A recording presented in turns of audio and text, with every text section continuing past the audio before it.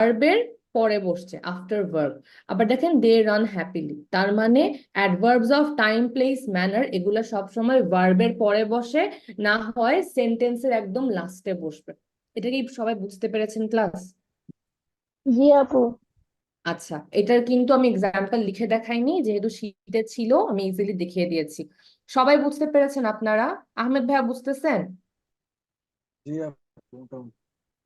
মোটামুটি আজকেও? কেন ভাইয়া বুঝতে পারেন নাই? কোনো কিছু না বুঝলে বলেন, আবার বলে দেই। আপু আমি তো লেট করে জয়েন করছি, মানে নেটওয়ার্ক সমস্যা তো। এখন একটু আগে আপু ফিরে। কোন আপু বলছেন? কে বলছেন হ্যালো আর? হ্যাঁ আপু বলেন। আপু, আমি মাত্র জয়েন হয়েছি তো, একটু যদি আবার রিপিট করা যেত। আচ্ছা, এটা হচ্ছে just adverbs of time, place, manner, যেগুলো আমরা পড়েছিলাম আগের দিন, ওগুলা সেন্টেন্সের কোথায় বসে? ওগুলা সেন্টেন্সে আপনার ভার্বের পরে বসবে, না হলে একদম সেন্টেন্সের শেষে বসবে। ওকে, আমরা কয়েকটা এক্সাম্পল দেখিয়েছিলাম, যেমন দেখেন he handled the situation well. আমরা কি বলেছিলাম? অ্যাডভার্ব অফ টাইম, প্লেস আর ম্যানার এগুলা ভার্বের পরে বসে, না হলে সেন্টেন্সের লাস্টে বসে। তাহলে এখানে দেখেন, এখানে এই যে আপনার হচ্ছে অ্যাডভার্বটা একদম সেন্টেন্সের লাস্টে বসছে। আবার অনেক সময় দেখেন অ্যাডভার্ব অফ ম্যানারটা কি হয়েছে, ভার্বের পরে বসছে। দেখেন শি লিসেন্ড সিক্রেটলি, এখানে লিসেনটা ভার্ব আর সিক্রেটলিটা হচ্ছে অ্যাডভার্ব। তাহলে অ্যাডভার্ব অফ ম্যানার সেন্টেন্সের লাস্টে বসতে পারে, না হলে হচ্ছে আপনার ভার্বের পরে বসবে। আর অ্যাডভার্বস অফ প্লেসটা আর টাইমটা এগুলাও হচ্ছে ভার্বের পরে বসে। ভার্বের পরে বসে বললে মানে খুব একটা সঠিক হবে না, এগুলো নর্মালি সেন্টেন্সের লাস্টে বসে। দেখেন we are here, he went home, we found him there. আপনি মানে সেন্টেন্সের লাস্টে বসে বলতে কি, একটা সেন্টেন্স যখন পজিশনিং করবেন, হইতেও পারে যে এরকম লিখছে we are here and they are there, এরকম একটা সেন্টেন্স হইতে পারে, কিন্তু we are here and they are there, ওই ক্ষেত্রে কিন্তু এটা হচ্ছে যে জাস্ট এই সেন্টেন্সের পার্টের লাস্টে বসতেছে। তার মানে কি, adverbs of manner, place, time এগুলা হয়তো ভার্বের মানে আপনার হচ্ছে পরে বসবে, না হলে সেন্টেন্সের লাস্টে বসবে, এটাই। আরেকটা হচ্ছে এখন adverbs of frequency. Adverbs of frequency কি, ওই যে পড়ছিলাম না, হার্ডলি, সেলডাম, অকেশনালি, অলওয়েজ, এগুলা হচ্ছে অ্যাডভার্বস অফ ফ্রিকোয়েন্সি। তো দেখেন অ্যাডভার্বস অফ ফ্রিকোয়েন্সি সবসময় হয় সাবজেক্টের পরে বসে, যাকে নিয়ে সেন্টেন্সে কথা বলা হয় সেটা হচ্ছে সাবজেক্ট, হয় সেন্টেন্সে সাবজেক্টের পরে বসবে, না হলে অক্সিলিয়ারি ভার্ব আর মেইন ভার্বের মাঝখানে বসবে। হয় সাবজেক্টের পরে বসবে, না হয় কোথায় বসবে, অক্সিলিয়ারি ভার্ব আর মেইন ভার্বের মাঝখানে বসবে। ওকে। আচ্ছা, আরেকটা দেখেন adverbs of degree. Adverbs of degree মানে কি, ওই যে পড়েছিলাম না, ওই যে কি পড়েছিলাম, মাত্রা।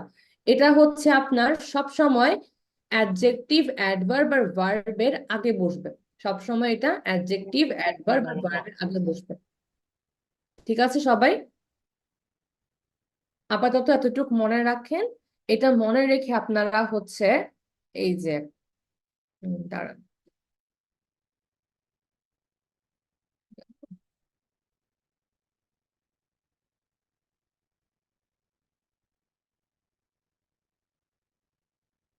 হুম, এই যে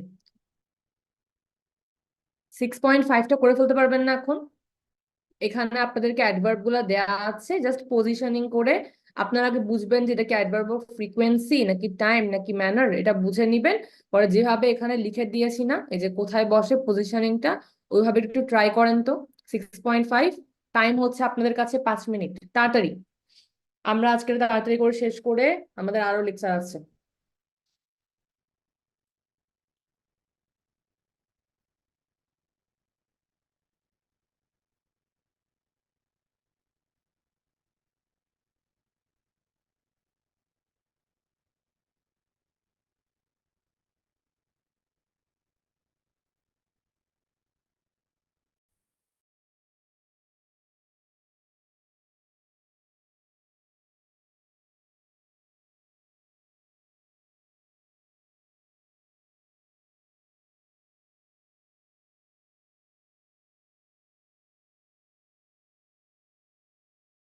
আপু এটা কত নাম্বার লেকচার শিট জানি? এটা হচ্ছে আপনার লেকচার 6। এটা করেন। লেকচার 6।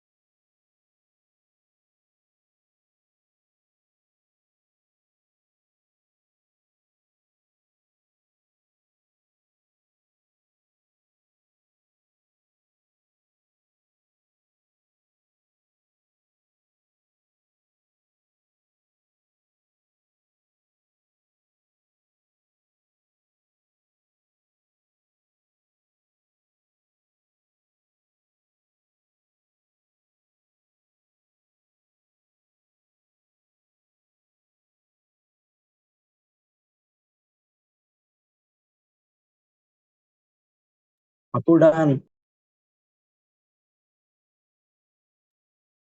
ওকে, সবার শেষ হয়েছে না? ক্লাস সবার শেষ না?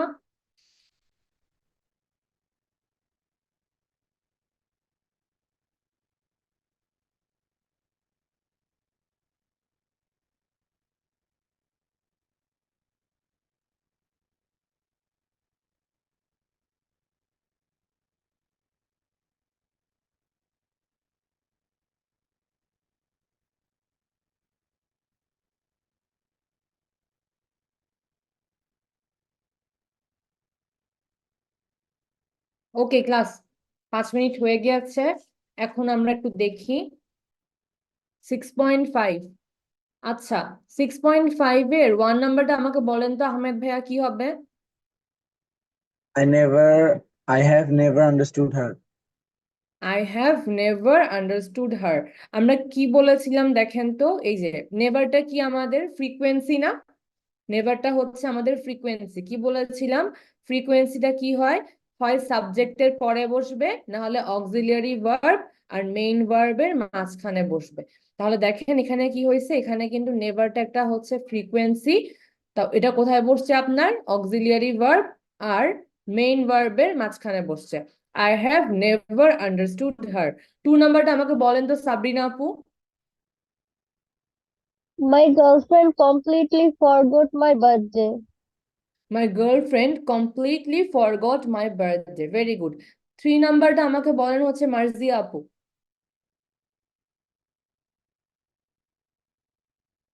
3 নাম্বারটা হবে আপু হি গট ড্রেসড কুইকলি।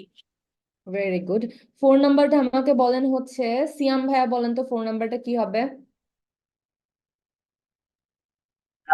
লাস্টে হবে ওটা, he got dressed in a hurry. Very good. 5 নাম্বারটা আমাকে বলেন হচ্ছে, তৌকির ভাই বলেন তো 5 নাম্বারটা কি হবে? Apo, he realized her mistake at once. He realized her mistake at once. 6 নাম্বারটা আমাকে আচ্ছা বলেন। আপু, ওই যে 3 নাম্বারের ক্ষেত্রে কি হি কুইকলি গট ড্রেসড এটা হয় না? He quickly got dressed. আচ্ছা, কুইকলি আমাদের কি অ্যাডজেক্টিভ অফ বলেন তো? আছেন ভাইয়া যে জিজ্ঞেস করেছেন আপনাকে? এটা আমাদের কোন অ্যাডভার্ব বলেন তো কুইকলিটা?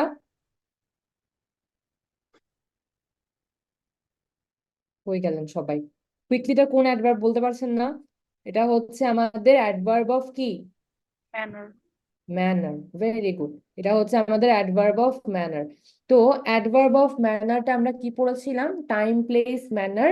এগুলা হচ্ছে হয় আপনার ভার্বের পরে বসে, নাহলে হচ্ছে আপনার সেন্টেন্স একদম লাস্টে বসে।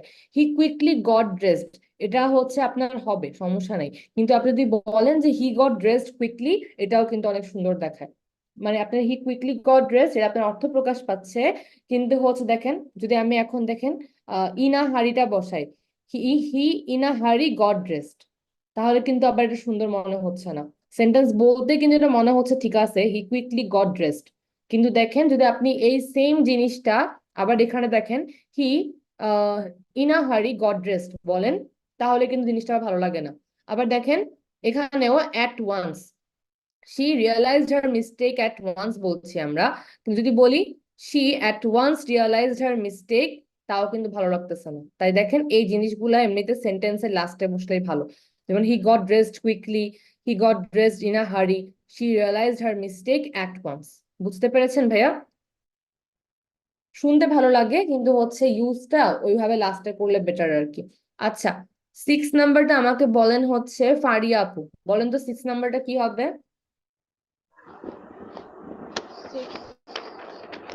Even she has been a soldier. 6 Even number, 6। oh sorry. We are often invited to parties on the weekends. Very good. দেখেন এটা হচ্ছে আমাদের ফ্রিকোয়েন্সিতে পড়ে, এটা কোথায় বসছে?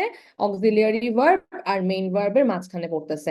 We are often invited to parties on the weekends. Very good. 7 নাম্বারটা আমাকে বলেন হচ্ছে দিব্য সতীর্থ ভাইয়া। He has done everything, even she has been a soldier. আচ্ছা ঠিক আছে। Soldier. আচ্ছা দেখেন এই জিনিসটা কিন্তু হয়, কিন্তু হচ্ছে সবচেয়ে মানে এভাবে যদি সেন্টেন্স বলে ফেলেন হয়তো বোঝা যাবে যে কি বলছেন, বাট এটা একটা হচ্ছে ট্রিকি, এটা একটু হার্ড ছিল। এটা হচ্ছে বলতে হবে এমনে, she has done everything, she has even been a soldier, she has even been a soldier. এটা হচ্ছে আপনার অক্সিলিয়ারি ভার্ব আর মেইন ভার্বটার মাঝখানে বসবে। She has even been a soldier, তাহলে she has done everything, she has even been a soldier. 8 নাম্বারটা আমাকে বলেন হচ্ছে ফাহমিদা আপু, 8 নাম্বারটা বলেন তো। I have almost finished painting the house. Very good, I have almost finished painting the house. আচ্ছা 9 নাম্বারটা আমাকে বলেন তো, অ্যানি আপু বলেন।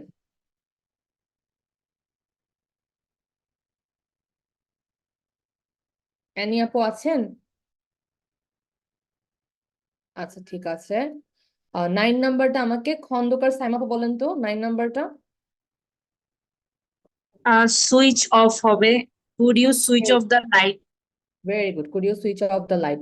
10 নাম্বারটা আমাকে বলেন হচ্ছে তন্নিয়া আপু, 10 নাম্বারটা বলেন তো।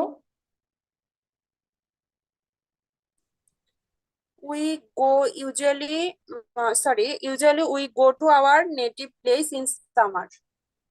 এটা যদি এভাবে লিখেন তাহলে আরো ভালো হয়। দেখেন we usually go to our native place in summer, we এর পরে ইউজুয়ালিটা বসালে আরো বেশি ভালো হয়। ঠিক আছে। 11 নাম্বারটা আমাকে বলেন হচ্ছে তাহমিদ ভাইয়া বলেন তো।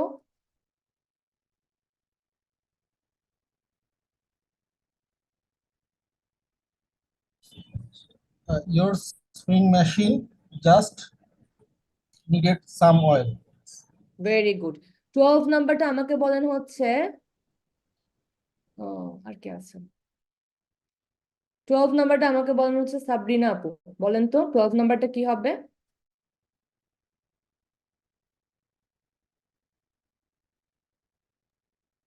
It will probably rain this evening.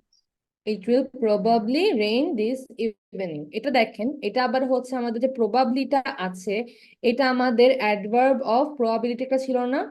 এটা কোথায় গেল? অ্যাডভার্বস অফ প্রবাবিলিটি এটার মধ্যে পড়ে। এগুলা না সেন্টেন্সের প্রথমেও বসতে পারে আবার শেষেও বসতে পারে, এটা একটু পড়ে পড়ে আমাদেরকে বুঝে নিতে হবে। তাহলে এটা আমরা বুঝলাম। ঠিক আছে, আমাদের লাস্ট টপিক, আমাদের একটা টপিক আছে দেখেন এখানে, অর্ডার অফ অ্যাডভার্বস। এটা খুব একটা বেশি আপনাদের এখানে ইম্পর্টেন্ট না। এটা আপনার হচ্ছে অর্ডারটা হচ্ছে এখানে আছে, এই যে এটা হচ্ছে অর্ডার। আমরা হচ্ছে এইভাবে খুব একটা লিখি না, হ্যাঁ। কারণ দেখেন যদি এখানে প্লেস এখন বুঝতে যান তাহলে বলবেন যে আপু পুল তো নাউন, পুল কি হবে এখানে অ্যাডভার্বে আসলো। আবার ফ্রিকোয়েন্সিতে এখানে বলতেছে এভরি ইভিনিং, মর্নিং, আফটারনুন, এগুলো ইনক্লুড করে দিচ্ছে। আবার টাইমে ডাস, ওয়ার্ক, লাঞ্চ এভাবেও বলে দিচ্ছে। তো জিনিসটা কি, এটা জাস্ট আপনাদেরকে, এটা আপনারা হচ্ছে ফলো করবেন, degree, manner, place, frequency, time, এভাবে লিখার ট্রাই করবেন। জিনিসটা কি, জিনিসটা হচ্ছে এটা পড়ে পড়ে আমাদেরকে একটু শিখতে হবে। জাস্ট এভাবে সেন্টেন্স স্ট্রাকচারটা লিখতে হয়, বাট এই জিনিসটা খুব একটা ইম্পর্টেন্ট না। সো এটা আপনারা একটু পড়ে দেখেন, না বুঝলে আমাকে নেক্সট লেকচারের দিন বললেন। এই জিনিসটা দেখেন এখন, এই যে আমরা লাস্ট যেটা আজকে পড়বো সেটা হচ্ছে গুড ভার্সেস ওয়েল। বলেন তো কোনটা এখানে অ্যাডজেক্টিভ আর কোনটা অ্যাডভার্ব? গুড তাড়াতাড়ি বলেন। Good adjective, well adverb. Very good. Good হচ্ছে আমাদের অ্যাডজেক্টিভ আর ওয়েল হচ্ছে আমাদের অ্যাডভার্ব, রাইট? আমরা তো এটা পড়েছিলাম। এখন দেখেন সেন্টেন্স গুলো কিভাবে হয়। She is a good chef, she cooks well. দেখেন সেন্টেন্স আসলে কি হয়, গুডটা আমরা জানি অ্যাডজেক্টিভ আর হচ্ছে ওয়েলটা হচ্ছে আমাদের অ্যাডভার্ব। কিভাবে বুঝি আমরা এটা? এই যে শেফ, শেফটা কি এটা নাউন। শেফটাকে আমাদের, শেফ মানে কি যারা রান্না করে, তো যারা রান্না করে বা রাঁধুনি বলি আমরা, যারা যাই হোক, যে শেফটা যেটা আছে এটা একটা নাউন। তো এই নাউনটা কেমন? গুড, ভালো। এটা কে বলছে? এই অ্যাডজেক্টিভটা বলছে। তাহলে নাউনকে নিয়ে যে কথা বলে তাকে আমরা বলি অ্যাডজেক্টিভ। আবার দেখেন এখানে লিখেছে ওয়েল, ওয়েলটা কি? ওয়েলটা হচ্ছে অ্যাডভার্ব। তাহলে অ্যাডভার্ব কার কথা বলছে এখানে? শি কুকস ওয়েল, তার মানে সে ভালো রান্না করে। হ্যাঁ, তাহলে ওয়েলটা আমাদের এই কুকস নিয়ে কথা বলছে, তাই এটা একটা অ্যাডভার্ব। কারণ আমরা জানি অ্যাডভার্ব ভার্ব, অ্যাডজেক্টিভ আর অ্যাডভার্বকে নিয়ে কথা বলে, আর অ্যাডজেক্টিভ নাউন আর প্রোনাউনকে নিয়ে কথা বলে। তাহলে দেখেন গুডটা সবসময় একটা নাউনের আগে বসে, আপনাকে দোষ গুণ অবস্থা বুঝাবে, অথবা সেন্টেন্সে এমন একটা জায়গায় বসবে যে সে নাউনকে মডিফাই করবে। আর এই ওয়েলটা আপনার সবসময় অ্যাডভার্ব, এটা হচ্ছে আপনার ভার্বকে বা হচ্ছে যে অন্যান্য অ্যাডভার্ব বা অ্যাডজেক্টিভ বা হচ্ছে ভার্বকে মডিফাই করবে, এটাই হচ্ছে কথা। তো এই এখন আমাদের এখানে একটা এক্সারসাইজ আছে 6.4, এটা করেন তো দেখি। 1 থেকে 10, 2 মিনিটস টাইম দিব আমি, এর চেয়ে বেশি না, একটু করেন।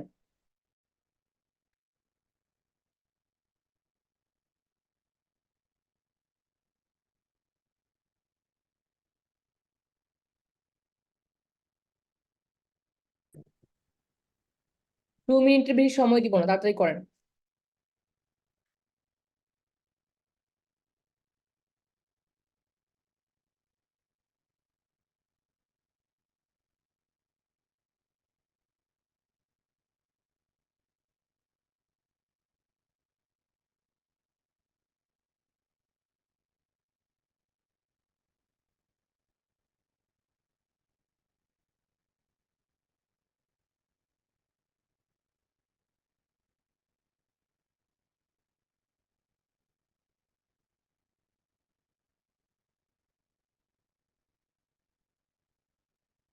হয়ে গেছে।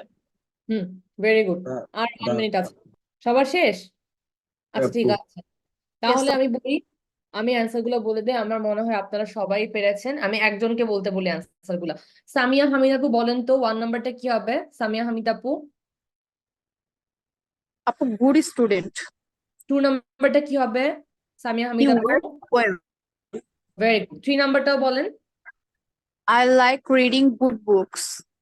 Very good. 5 নাম্বারটা বলেন। She speaks English well. আর হচ্ছে 5 নাম্বারটা বলেন। It is a very good place to go on holiday. Very good, excellent হয়েছে।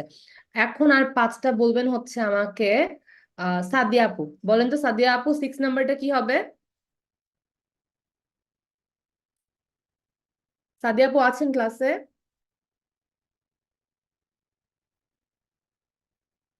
আচ্ছা ঠিক আছে। 6 নাম্বারটা আমাকে তাহলে সিয়াম ভাইয়া বলেন তো 6 নাম্বারটা কি হবে?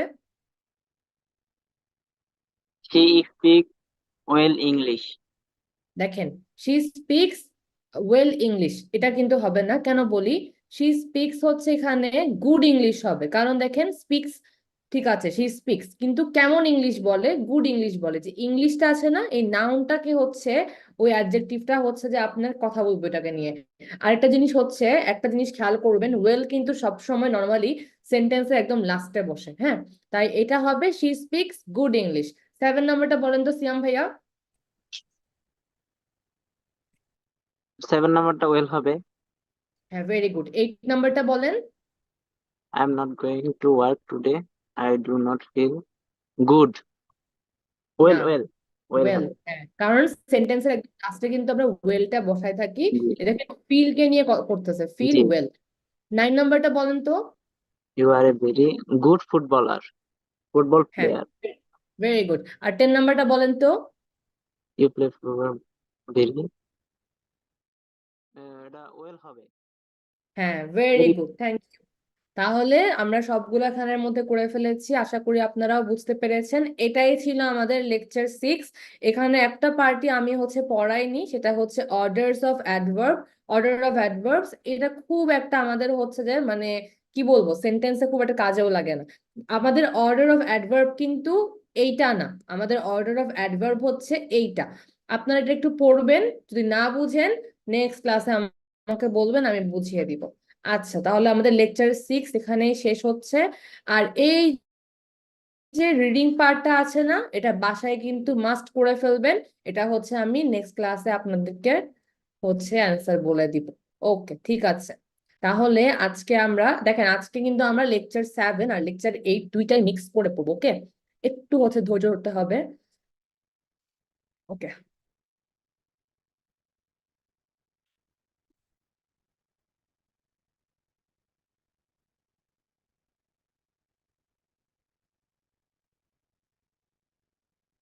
দেখেন ক্লাস, বলেন তো আমাকে প্রিপোজিশন মানে কি? পূর্বের অবস্থান। আচ্ছা, প্রিপোজিশন হচ্ছে আমাদেরকে, দেখেন আজকের আমাদের লেকচার হচ্ছে প্রিপোজিশন নিয়ে। এটা বিসিএস থেকে শুরু করে নর্মাল একটা মানুষেরও সব সময় এটা সবার প্রবলেম হয় যে প্রিপোজিশন কোথায় কোনটা বসবে। এটা খুবই একটা ইজি জিনিস। আমরা এটা আজকে আমরা হচ্ছে দেখেন আজকে লেকচারটা নিয়ে একটু বলি। আমাদের প্রিপোজিশন যে লেকচারটা আছে, এটা কিন্তু যদি আপনারা গুগল ক্লাসরুমে গিয়ে লেকচারটা দেখেন, তাহলে কিন্তু এই লেকচারটা অনেক বড়। হ্যাঁ, এখন যদি প্রিপোজিশন আমি আপনাদেরকে পুরাটা আজকে পড়াই, তাহলে যে প্রবলেমটা হবে, আপনারা কিছুই বুঝবেন না, একদম সবকিছু মাথা থেকে চলে যাবে। তাই আমরা যেটা করব, আমরা লেকচার 7 আর লেকচার 8 মিক্স করে পড়বো। আমি যখন ক্লাসে পড়াই আমি হচ্ছে স্টুডেন্টদেরকে এটা মিক্স করেই পড়াই, কারণ হচ্ছে লেকচার 7 এত বড়। যদি আমি লেকচার 7 নিয়ে আজকে পুরো ক্লাসও পড়াই, এটা শেষ হবে না, আবার নেক্সট ক্লাসেও একটু করে পড়াতে হবে, তো এত বার্ডেন দিব না। আজকে আমরা প্রিপোজিশনের একটা শর্ট পার্ট পড়বো, যেটা খুবই ইম্পর্টেন্ট আপনাদের জন্য হবে। ওইটা আমরা ভালো করে ফোকাস করব। ওইটা শেষ করে আমরা হচ্ছে লেকচার 8-এ চলে যাব। আর লেকচার 8ও আমাদের অনেক ইম্পর্টেন্ট। আর ক্লাস একটা জিনিস মনে রাখবেন, লেকচার 8 আজকে যাচ্ছে আমাদের আচ্ছা, আমাদের পার্টিসিপেন্ট কয়জন দেখেন তো, কেউ একটু বলেন তো। 20 জন। 20। 20 জন। হ্যাঁ, 20 জন। একটা জিনিস মনে রাখবেন, লেকচার 8, লেকচার 9, লেকচার 7, 8, 9, 10, হ্যাঁ, এই লেকচার গুলা কিন্তু খুবই ইম্পর্টেন্ট। একজন আপু মনে হয় বাইরে আছেন, হাফসা আপু, ওনার জন্য না হয় আমি কনসিডার করছি। আমি কিন্তু এটার রেকর্ডিং আর কাউকে দিব না। সবাই হচ্ছে এই ক্লাসটা খুব মনোযোগ দিয়ে করবেন। আপনারা হচ্ছে যে এই যে প্রিপোজিশন আজকে পড়াবো 7, 8, 9, 10 এর কোনো রেকর্ডিং কিন্তু আমি দিব না। আমি হচ্ছে যে আপনাদেরকে রিকোয়েস্ট করব যে আপনারা ক্লাসগুলো জয়েন করবেন, কারণ রেকর্ডিং দিলে ট্রাস্ট মি আপনারা কিছুই বুঝবেন না। আমি কথা বলতে থাকবো, আপনারা কিছু শুনেও বুঝবেন না।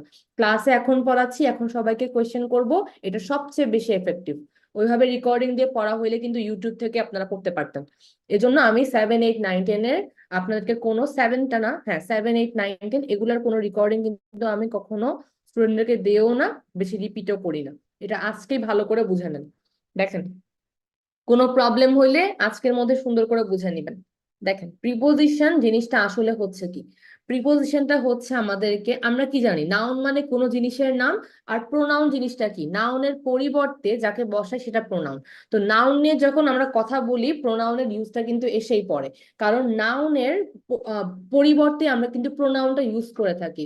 তো প্রিপোজিশনের কাজটা কি? প্রিপোজিশনের কাজটা হচ্ছে সেন্টেন্সে নাউনের পজিশনটা কি, নাউনটা কি কোথাও নিচে না উপরে বা কোনো কিছু, এটা বোঝায়। প্রিপোজিশন নাউনের সাথে একটা সেন্টেন্সকে সম্পর্ক স্থাপন করায়, বা নাউনটা আপনার কি করে, এটার পজিশন বোঝায়। এটা কেমন জিনিস, এটা আমরা হচ্ছে পড়তে পড়তে বুঝে যাব।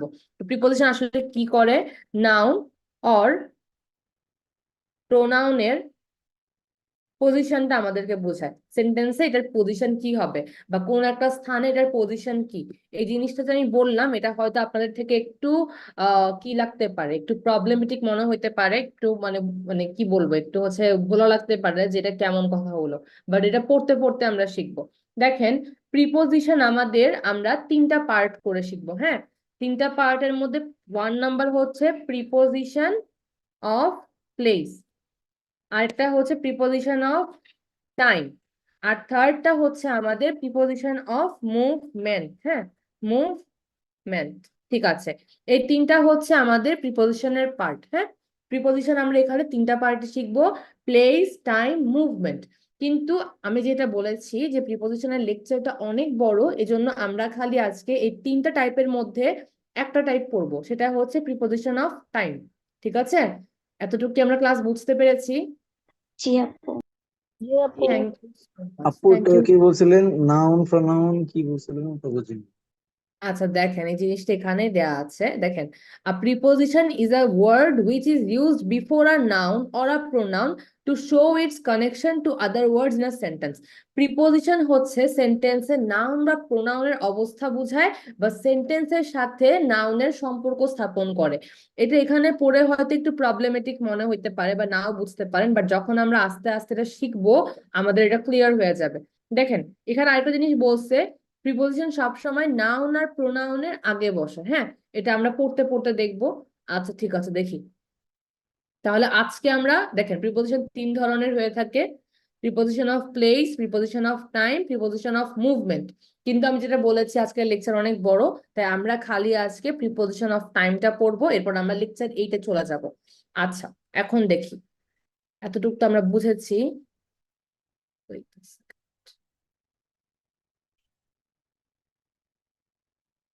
দেখেন, এখানে একটা জিনিস খেয়াল করেন তো ক্লাস, আমি এখানে একটা ডায়াগ্রাম দেখছেন না আপনারা? দেখতে পাচ্ছেন একটা ডায়াগ্রাম? জি আচ্ছা, জি আপু। এই ডায়াগ্রামটা দেখে আপনারা আমাকে একটু বলেন তো, এই ডায়াগ্রামটা যে আমরা দেখতে পাচ্ছি, এই ডায়াগ্রামটাতে সবচেয়ে ছোট জায়গা নিয়ে কে আছে বলেন তো? At. হ্যাঁ, তাই না? দেখেন, খুব ভালো করে দেখেন, এটা একটা বড় একটা ত্রিভুজ বা ট্রায়াঙ্গেল, এটার মধ্যে সবচেয়ে ছোট জায়গা নিয়ে আছে কে? অ্যাট। তার চেয়ে একটু বড় জায়গা নিয়ে কে আছে বলেন তো? On. On on. আর সবচেয়ে বড় জায়গা নিয়ে কে আছে? In. In. In, on, at, এই 3টা নিয়ে আমাদের অনেক ঝামেলা লাগে। তো আমাদের বেসিক এটা মনে রাখতে হবে যে অ্যাট একটা ছোট জায়গাকে বোঝায়, অন এর চেয়ে একটু বড় জায়গা বা মিডিয়াম সাইজের একটা জায়গাকে বোঝাচ্ছে, ইন হচ্ছে আমাদের লার্জ লার্জ জিনিসপত্রকে বোঝায়। এতটুকু কি আপনারা ক্লাস বুঝতে পেরেছেন? জি জি আপু। Very good. এই জিনিসটা আপনাদেরকে মাথায় রাখতে হবে যে যদি ত্রিভুজ শুরু হয়, ওইটা ছোট্ট যে কোণাটা থাকে, ফার্স্ট পোর্শনে আমরা অ্যাট বলি, সেকেন্ড পোর্শনে আমরা অন বলতেছি, আর একদম যে লাস্টের বড় পোর্শনটা থাকে ওইটাকে আমরা বলছি ইন।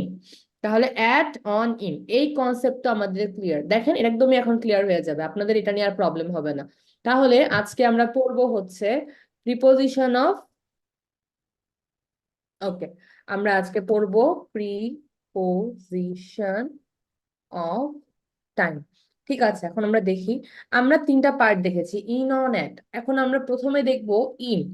ইন জিনিসটা কি? ইন কাদেরকে নিয়ে কথা বলে? দেখেন, ইন আমাদের হচ্ছে এই যে মান্থস। মান্থস মানে কি বলেন তো ক্লাস? মাস মাসুল। হ্যাঁ, তাহলে ইন হচ্ছে আমাদের, আমরা সব সময় দেখবেন সেন্টেন্সের মধ্যে আমাদেরকে প্রায় দেখায় যে মান্থের আগে কি ইন হবে নাকি হচ্ছে দিন, ডে এর আগে ইন হবে, জিনিসটা আসলে কি হবে। জিনিসটা আমরা কিভাবে বুঝবো? এই যে আমরা একটা চার্ট দেখলাম না, ওইটা মনে রেখে আমরা বুঝবো। দেখেন, যখন আমরা একটা মাস নিয়ে কথা বলি, মাসটার মধ্যে অনেকগুলো দিন থাকে না? থাকে কি? জি আপু। মাসটার মধ্যে অনেকগুলা দিন থাকে। ওয়েট, আচ্ছা, তাহলে দেখেন, যখনই আমরা কোনো মাস লিখবো, জানুয়ারি, ফেব্রুয়ারি, ওগুলোর আগে ইন বসবে। কিভাবে হয়? ইন জানুয়ারি, ইন, আরেকটা মান্থের নাম বলেন তো কেউ দেখি। ফেব্রুয়ারি। ইন বললেন, এতগুলা মান্থ মিক্স হয়ে গেছে। বলেন তো আরেকবার। জুন। এপ্রিল। জুন জুন আচ্ছা, জুন, নভেম্বর, অনেক কিছু বললেন, আমরা জুন লিখি কারণ বেশি শোনা গিয়েছে এটা। তাহলে দেখেন, মান্থস এর ক্ষেত্রে যখনই আমরা মান্থ লিখবো কোনো সেন্টেন্সে, এখন আপনারা বলতে পারেন আপু মান্থের আগে ইন, এটা জেনে আমার কি হবে? যখন আমরা সেন্টেন্স লিখি তখন দেখবেন যে আমাদের এগুলোর দরকার পড়ে। আপাতত শিখে রাখেন কোনটার আগে কি হয়, পরে আমরা অ্যাপ্লিকেশন দেখবো। তাহলে দেখেন, যখনই আমরা মান্থ লিখবো আমরা প্রথমে ইন লিখে দিব। তাহলে মান্থস এর আগে আমরা কি ইউজ করি? মান্থস এর আগে আমরা ইন ইউজ করি। এরপর আসে আমাদের হচ্ছে সিজনস। ওকে, দেখেন সিজনটা, দেখেন সিজন কি হয় বলেন তো? উইন্টার। সিজন, হ্যাঁ, ইন উইন্টার, ইন সামার, তাই না? তাহলে দেখেন, সিজন যেগুলো আছে, ইংলিশ সিজনস, সেগুলোর আগে বা যে কোনো সিজনের আগে, সিজন যখন লিখবো সেগুলোর আগেও আমরা কি ইউজ করব? ইন ইউজ করব। দেখবেন একটা জিনিস খেয়াল করে, বড় বড় জিনিসগুলোর ক্ষেত্রে কিন্তু ইন হচ্ছে। যেমন উইন্টার, উইন্টার মানে নাকি শীতকাল। শীতকাল কি 2 মাস মিলিয়ে শীতকাল হয় মানে আমাদের দেশে, তাই না? তো ওই দেখেন মানে তারিখগুলা কি বা সময়টা কি অনেক লং পিরিয়ড না? এজন্য আমরা হচ্ছে জিনিসটাকে ইন দিয়ে বলে থাকি। এরপর দেখেন, মান্থ লিখলাম, সিজন লিখলাম। এরপর দেখেন ইয়ার। ইয়ার মানে কি? ইয়ার মানে বছর। তো বছরও যখন আমরা লিখবো তখনও আমরা ইন ইউজ করব। তাহলে দেখেন কি হতে পারে? In 2018, in 2020। আরেকটা বছর বলেন তো কেউ দেখি। 2004 2024. 2004। আচ্ছা, ইন 2024। ওকে, তাহলে দেখেন, যখন আমরা বছরগুলাও বলতেছি আমরা কি ইউজ করতেছি? ইন ইউজ করতেছি। এরপর আসে আমাদের হচ্ছে, দেখেন এরপর আমাদের আসে এম এম ওয়াই ওয়াই। বলেন তো এম এম ওয়াই ওয়াই মানে কি? কেউ বলতে পারবেন এটা? Month, year. Month year very good. M M Y Y মানে হচ্ছে মান্থ ইয়ার। যখন আমরা, দেখেন আমরা অনেক সময় লিখি না ইন ডিসেম্বর 22, এভাবে লিখি না আমরা অনেক সময় ডিসেম্বর 22। যখন আমরা মাস খালি, আমরা যখন খালি মাস মানে মান্থ আর বছরটা, ইয়ারটাকে, যখন আমরা খালি মান্থ আর ইয়ারটাকে একসাথে লিখি কোথাও, ওইটার আগেও কিন্তু আমরা ইন ইউজ করে থাকি। যেমন ইন ডিসেম্বর 22, ইন কি বলা যায়, ইন মার্চ 1971, এরকমও তো বলা যায়। যখনই আমরা মান্থ আর ইয়ার একসাথে লিখবো, জিনিসটা কি বড়ই তো শোনাচ্ছে, তাই আমরা হচ্ছে এখানে ইন ইউজ করব। আবার দেখেন, long, long, long time, long time লিখে রাখি এখানে, লং টাইম। যেমন হচ্ছে in the morning, in the morning, in the evening, evening. আবার হচ্ছে হইতে পারে, একটা second, in the morning, in the evening, in the afternoon। তো আমাদের দিনের অনেকগুলো ভাগ থাকে। নর্মালি মর্নিং, ইভিনিং আর আফটারনুন, এই সময়গুলোর জন্য আমরা কিন্তু ইন ইউজ করে থাকি। হ্যাঁ, তাহলে 1 2 3 4 5। আচ্ছা, এরপর দেখেন আমাদের আসে হচ্ছে decades, wait, decades or centuries. এটার ক্ষেত্রে কি হবে? দেখেন, আমরা লিখি না in 19th century in the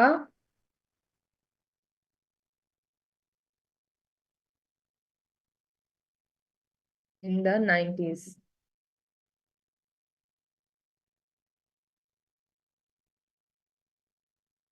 ওকে, দেখেন তো লিখি না আমরা in the 19th century, in the 90s। তো ওইসব ক্ষেত্রেও কিন্তু আমরা ইন ইউজ করব। তাহলে মান্থ, সিজন, ইয়ার, মান্থ আর ইয়ার, লং টাইম, ডিকেডস বা সেঞ্চুরিজ, এগুলোর আগে আমরা কি ইউজ করে থাকি ক্লাস? এগুলোর আগে আমরা ইন ইউজ করে থাকি। এটা কি আপনারা বুঝতে পারছেন ক্লাস? দেখেন তো, উইকের আগে কি in হয়? উইকটা পরে আসতেছে, আগে এটা দেখে নেন। এই জিনিসটা কি বুঝতে পেরেছেন? জি আপু। জি আপু। আচ্ছা, এই জিনিসটা একটু ভালো করে দেখেন বা একটু নোট ডাউন করে রাখেন তো।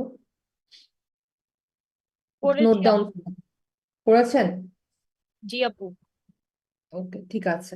আচ্ছা, সেকেন্ড।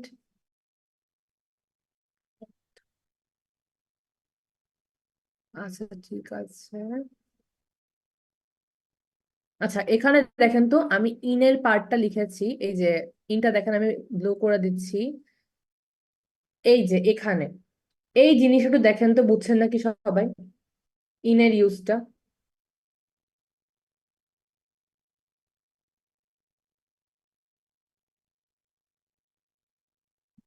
জি আপু। আচ্ছা, ঠিক আছে। ওকে।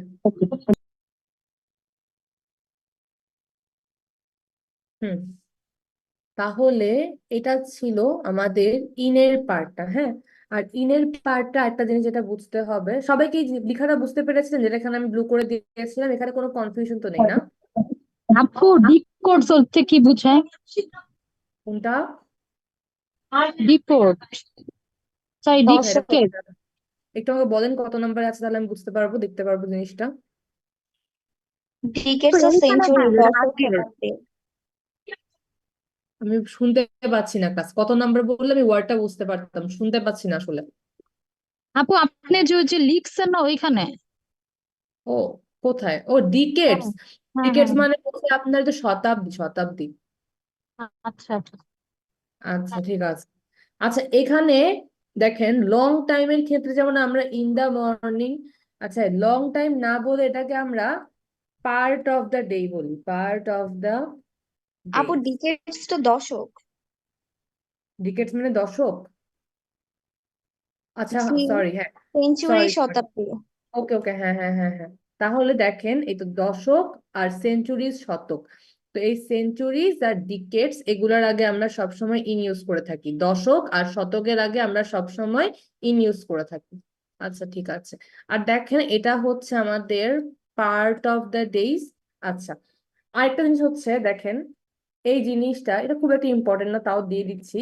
যেমন লং টাইম যদি বলি, এটা আমরা এভাবে বলতে পারি যে ইন দা পাস্ট, বা হচ্ছে ইন দা প্রেজেন্ট বা ইন দা ফিউচার।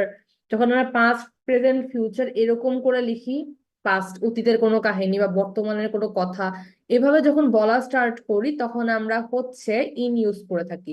তো এইসব ক্ষেত্রে আমাদের নর্মালি ইন ইউজ হয়। এটাই ক্লাস বুঝতে পেরেছেন না একদম? এটাতে কোনো কি কনফিউশন আছে? আপু আমার প্রেজেন্টের ক্ষেত্রে অ্যাড বসাই না?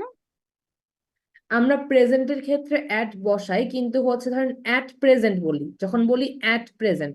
যদি আমরা the present, the past, the future বলি, এই যে এরকম ফ্রেজ গুলো ইউজ করি, তখন আমরা in the past, in the present এরকম ইউজ করে থাকি। Normally in the present, in the past এগুলো লিখলে বেশি কারেক্ট।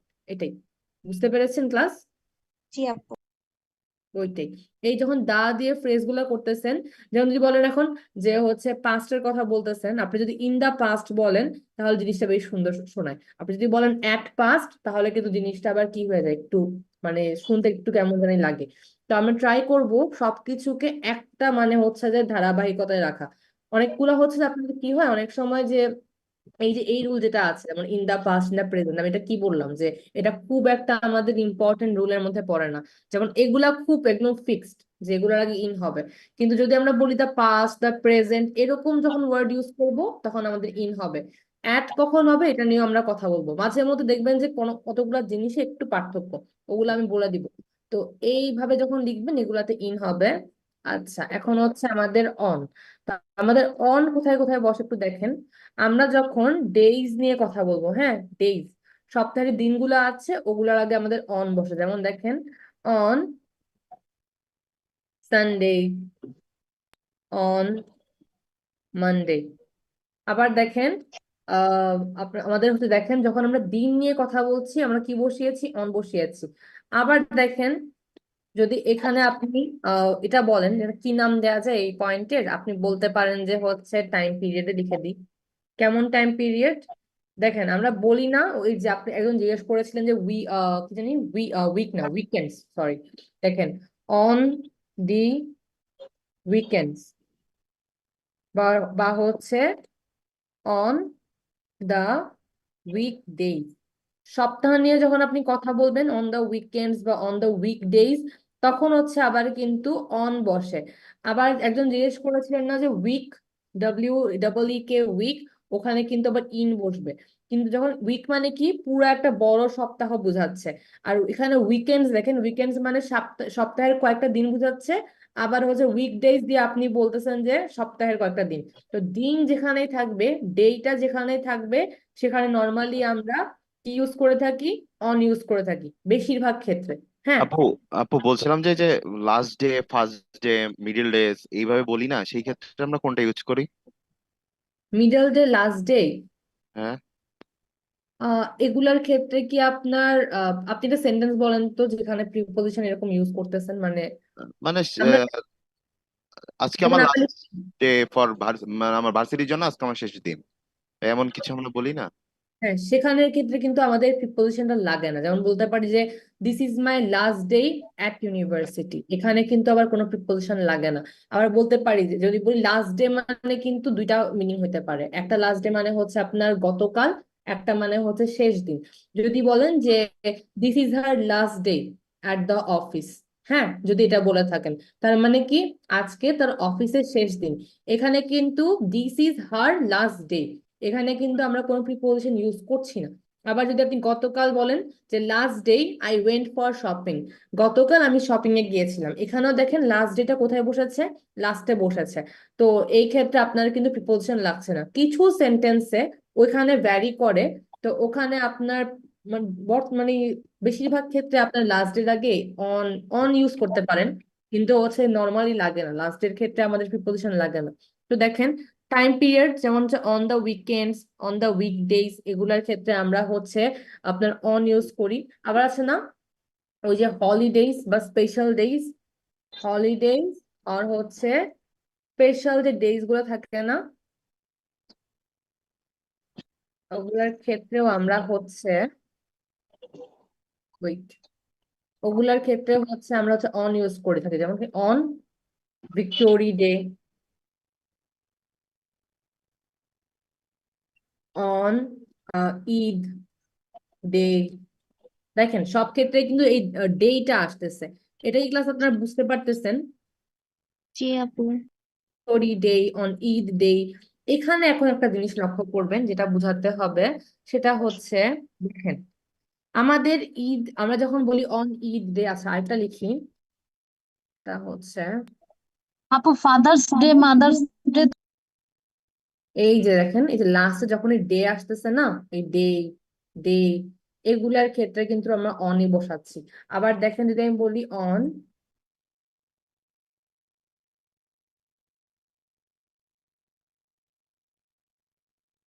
দেখেন অন ক্রিসমাস ডে, এগুলার সবগুলার ক্ষেত্রে কিন্তু আমরা কি করতেছি, এগুলার সবগুলার ক্ষেত্রে কিন্তু আমরা অন বসাচ্ছি। হ্যাঁ, এগুলার সবগুলার ক্ষেত্রে আমরা অন বসাচ্ছি।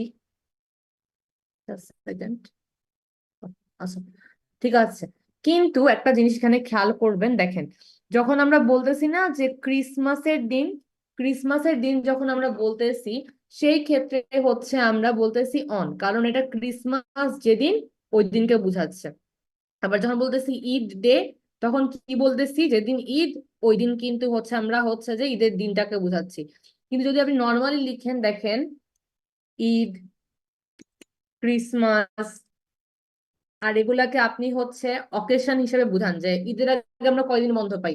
ধরেন ঈদের আগে একদিন, ঈদের দিন, আর ঈদের পরে 2 দিন এরকম বন্ধ হয়তো আমরা পাই। ক্রিসমাসের আগেও কিন্তু একটা বন্ধ দেয়। তো ঈদ, ক্রিসমাস এগুলো যদি আমি বড় কোনো হলিডে বুঝাই যে ঈদ অকেশন, ক্রিসমাস হলিডে, তখন কিন্তু জিনিসটা কিন্তু অনেক বড় হয়ে যায়।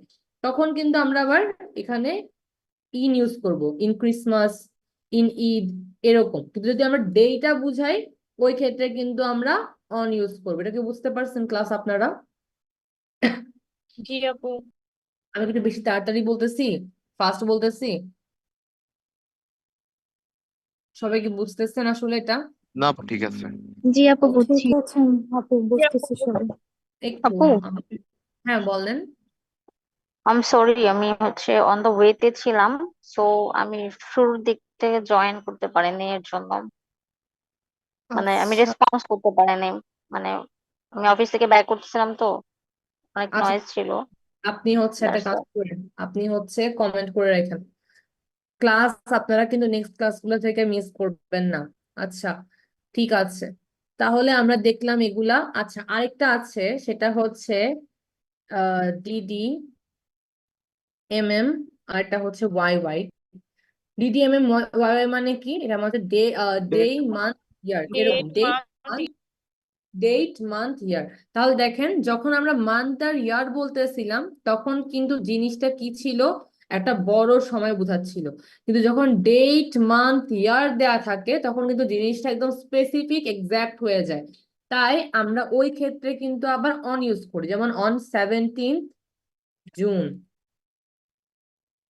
অন 21st, অন 21st ফেব্রুয়ারি। এভাবে যখন আমরা ডেট সহ আমাদের দেখেন। আচ্ছা আগে এটা না বলি, আগে হচ্ছে ডেট এন্ড মান্থ করতেছি।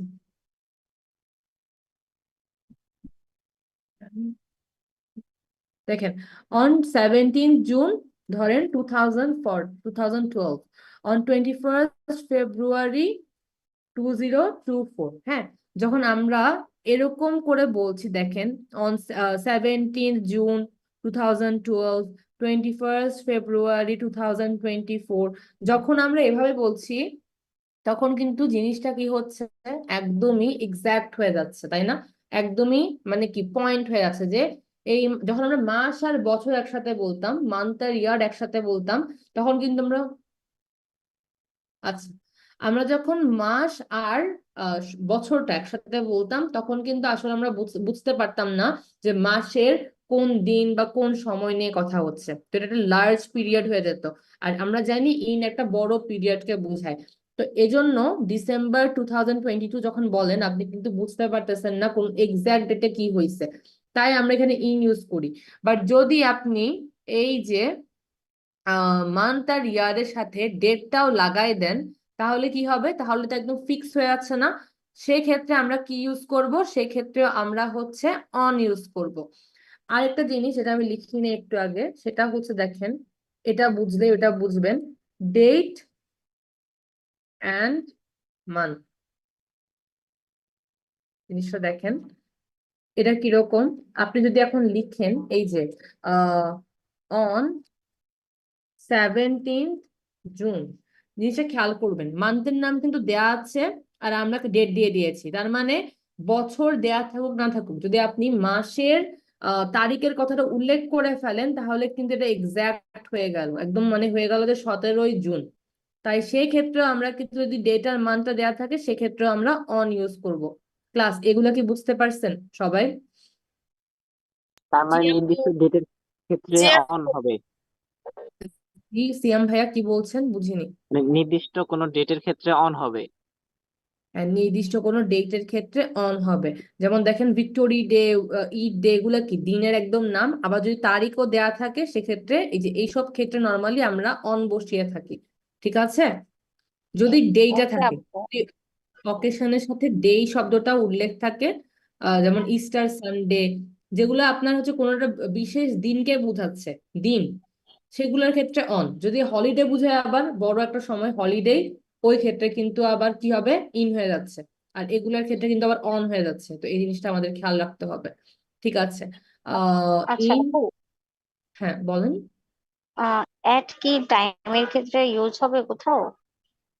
হ্যাঁ, অ্যাটও আমরা লিখবো। আগে আমরা ইন অনটা পড়েছি। এই যে আমরা আগে হচ্ছে একটা এরকম ট্রায়াঙ্গেল দেখিয়েছিলাম, ইন অন। আমাদের ইন আর অন পড়া হয়েছে, এখন আমরা অ্যাট নিয়ে পড়বো। দেখেন অ্যাট নিয়ে একটু পড়ি আমরা। অ্যাটটা কি? পরে আমি আসলে শুরুর দিকে জয়েন করি না, তো এই জন্য হচ্ছে ইটস ওকে, প্রবলেম নেই। বুঝতে পারি নাই। দেখেন Okay. অ্যাট জিনিসটা এখন আমরা পড়ি। অ্যাট জিনিসটা হচ্ছে আমাদের শর্ট টাইমের জন্য বোঝায়। শর্ট টাইমের মধ্যে আমাদের ডে পিরিয়ড আসবে, part of the day.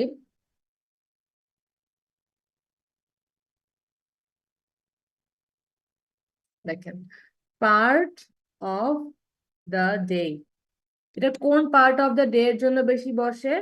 At night আর হচ্ছে অ্যাট নুন। অনেক সময় একটা জিনিস খেয়াল করবেন যে অনেকে অ্যাট নাইট যেমন লিখে অ্যাট নাইট, আবার ইন দা নাইটও লিখে। হ্যাঁ, দুইটাই কিন্তু কারেক্ট, কিন্তু অ্যাট নাইট লিখলে বেশি অ্যাপ্রোপ্রিয়েট আর কি। অ্যাট নাইট লিখলে মানে জিনিসটা বেশি শুদ্ধ হয়।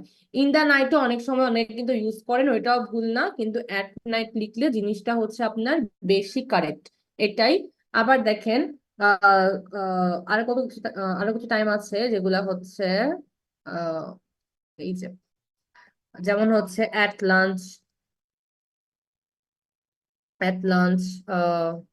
at breakfast time। হ্যাঁ, এগুলার ক্ষেত্রে আমরা কিন্তু এই সময়গুলোর ক্ষেত্রে, খাবারের সময়গুলোর ক্ষেত্রেও কিন্তু আমরা at ইউজ করে থাকি। আবার থাকে আমাদের টাইম। টাইমের ক্ষেত্রে আমরা একদমই at ইউজ করে থাকি। টাইম কেমন?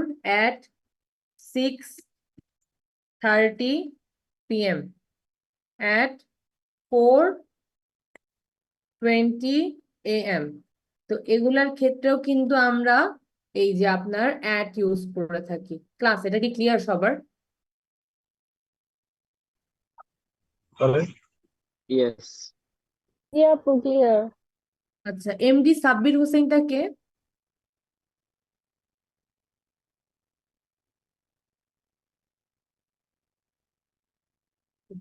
চলে গেছেন। ঠিক আছে, ক্লাস দেখেন তো আপনাদের যে part of the day, at night, at noon, আবার at lunch, at breakfast time, এই সময়গুলোর ক্ষেত্রে মানে হচ্ছে এই দেখেন আমরা কিন্তু মর্নিং, ইভিনিং আর আফটারনুনের ক্ষেত্রে ইন ইউজ করে থাকি, নুন আর নাইটের ক্ষেত্রে অ্যাট ইউজ করে থাকি। আর যে খাবারের সময়গুলো আছে, লাঞ্চ, ব্রেকফাস্ট টাইম, এগুলোর ক্ষেত্রে কিন্তু আমরা অ্যাট ইউজ করে থাকি।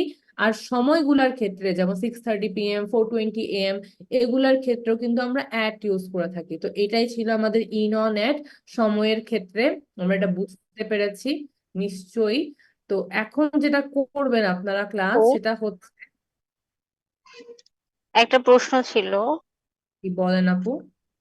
সেটা হচ্ছে আপনি যে একটু আগে বললেন যে ইভিনিং, মর্নিং এগুলোর ক্ষেত্রে আমরা ইন ইউজ করি, আর নুন আর নাইটের ক্ষেত্রে আমরা অ্যাট ইউজ করি, মানে কেন, মানে এটা নুন আর নাইট অ্যাকচুয়ালি?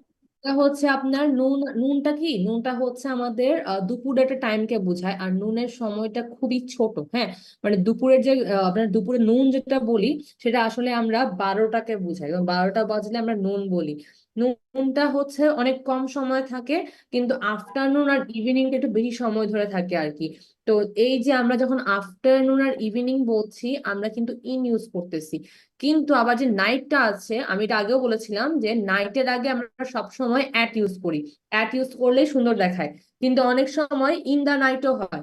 ইন দা নাইটও আমরা লিখতে পারি, কিন্তু ইন দা নাইট লিখে যদি আপনি অ্যাট নাইট লিখেন, তাহলে জিনিসটা বেশি সুন্দর দেখায়। মাঝে মধ্যে সেন্টেন্সের কনটেক্সটে আমাদের ইন দা নাইট লিখতে হয়, মানে ওইটাই ভালো দেখায় হয়তো ওই সময়, বাট বেশিরভাগ ক্ষেত্রে অ্যাট নাইট লেখাটাই সেফ।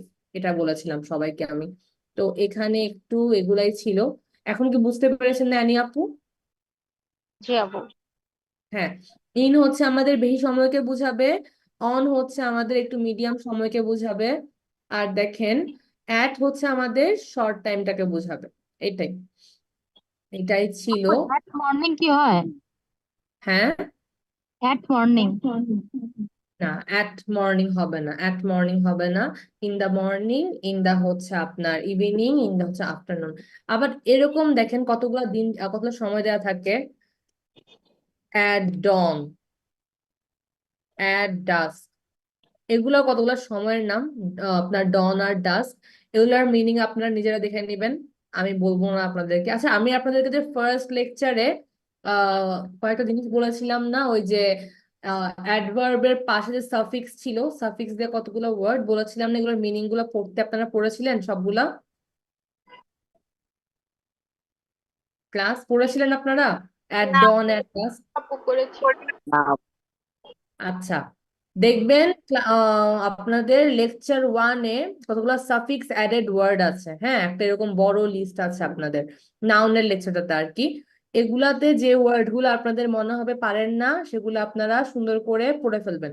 আর এখানে যে অ্যাট ডন আর অ্যাট ডাস্ক আছে, এটার মিনিং আমি আপনাদেরকে বলবো না। এটা দুইটা ধরেন নিউ ওয়ার্ড, এগুলো আপনারা নিজেরা শিখে সেন্টেন্স মেক করার ট্রাই করেন। আমি যখন ক্লাস নর্মালি নেই ক্লাসরুমে, আমি স্টুডেন্টকে একটা করে ওয়ার্ড দিয়ে দিই, যে বলি যে এই ওয়ার্ডটা শিখে আসবেন, এই ওয়ার্ডটা দেখে আসবেন। তো নিজেরা ওয়ার্ড শিখলে কিন্তু ভোক্যাবটা অনেক ক্লিয়ার হয়ে যায় আর কি।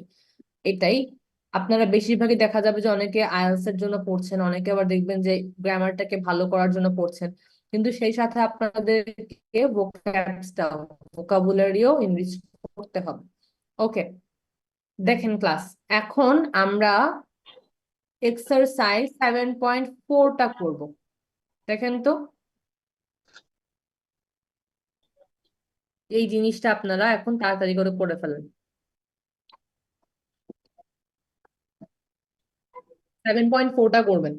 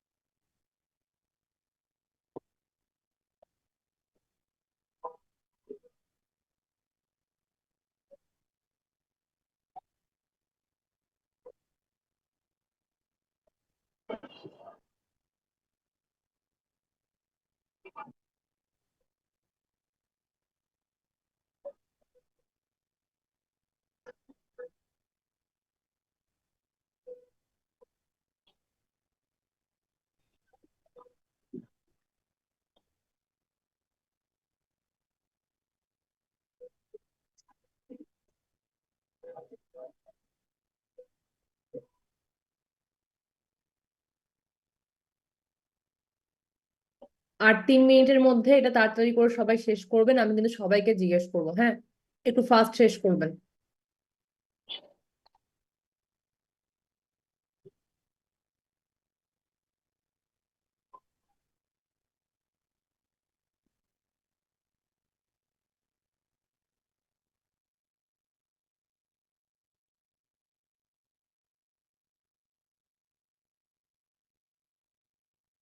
আপু একটু ওইটা বের করলে ভালো।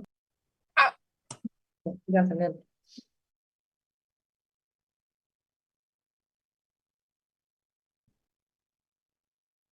আর 2 মিনিটস, তাড়াতাড়ি করেন ক্লাস, খুবই ইজি এটা। আমি সবাইকে জিজ্ঞেস করব। লেকচার 8টা কিন্তু পড়া লাগবে আমাদের আজকে, আজকের মধ্যে ট্রাই করবো এটা শেষ করার।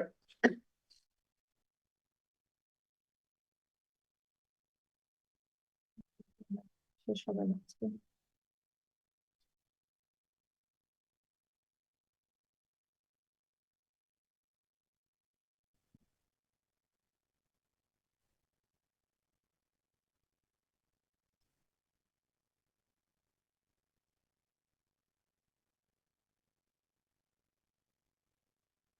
আপু ডান।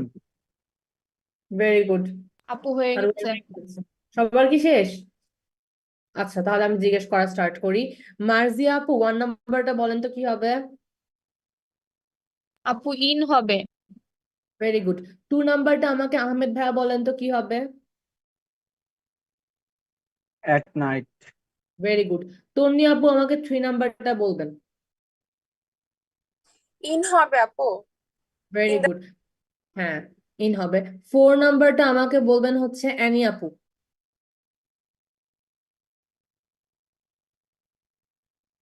অ্যানি আপু আছেন? জি আচ্ছা, আপু 4 নাম্বারটা বলেন। এটা হচ্ছে অন হবে। অন হবে। 5 নাম্বারটা আমাকে বলেন হচ্ছে ফারিয়া আপু। at হবে এবং on হবে। 5 নাম্বার হচ্ছে অ্যাট হবে আর অন হবে। আচ্ছা, 6 নাম্বার আমাকে বলেন হচ্ছে সাদিয়া আমরিন আপু।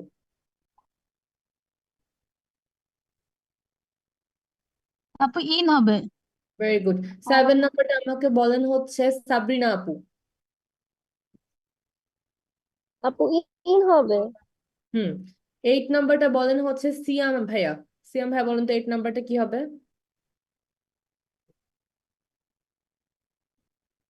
ইন হবে। ইন হবে। আচ্ছা, এটা কি 8 নাম্বার বলেছেন না আপনি? জি, 8 নাম্বার। হ্যাঁ। ইন 9। হ্যাঁ 23। হ্যাঁ হ্যাঁ, ঠিক আছে। 9 নাম্বারটা আমাকে বলেন হচ্ছে নাবিলা নওশিন আপু, বলেন তো 9 নাম্বারটা কি হবে? ইন হবে। ইন হবে। 10 নাম্বারটা নাবিলা নওশিন আপু বলেন তো কি হবে? ইন পরেরটা on. Very good, very good.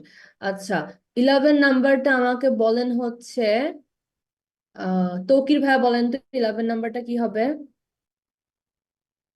আপু অ্যাট হবে। অ্যাট হবে। 12 নাম্বারটা আমাকে বলেন হচ্ছে দিব্য সতীর্থ ভাইয়া। 12 নাম্বারটা বলেন। ফার্স্টেরটা at, পরেরটা in. ফার্স্টেরটা অ্যাট, পরেরটা হচ্ছে অন। অন। অন হবে। আচ্ছা, 13 নাম্বারটা আমাকে বলেন হচ্ছে সাইমা আপু, বলেন তো 13 নাম্বারটা কি হবে?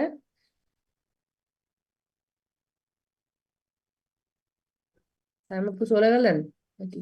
আচ্ছা, আমাকে বলছেন হবে। খন্দকার সাইম। আচ্ছা, সামি আপু বলেন। সামি আপু আমাকে বলেন হচ্ছে 13 নাম্বারটা বলেন তো 13 নাম্বার। আপু in the morning, in the afternoon. Very good. আর হচ্ছে, আচ্ছা, আহাদ ভাইয়া আছেন ক্লাসে আজকে। আহাদ ভাইয়া বলেন তো 14 নাম্বারটা কি হবে? ম্যাম অন হবে। অন হবে। আহাদ ভাইয়া আমাকে, আচ্ছা না, আহাদ ভাইয়া না, আর কে আছেন? মিম আপু বলেন তো, মিম আপু 15 নাম্বারটা কি হবে?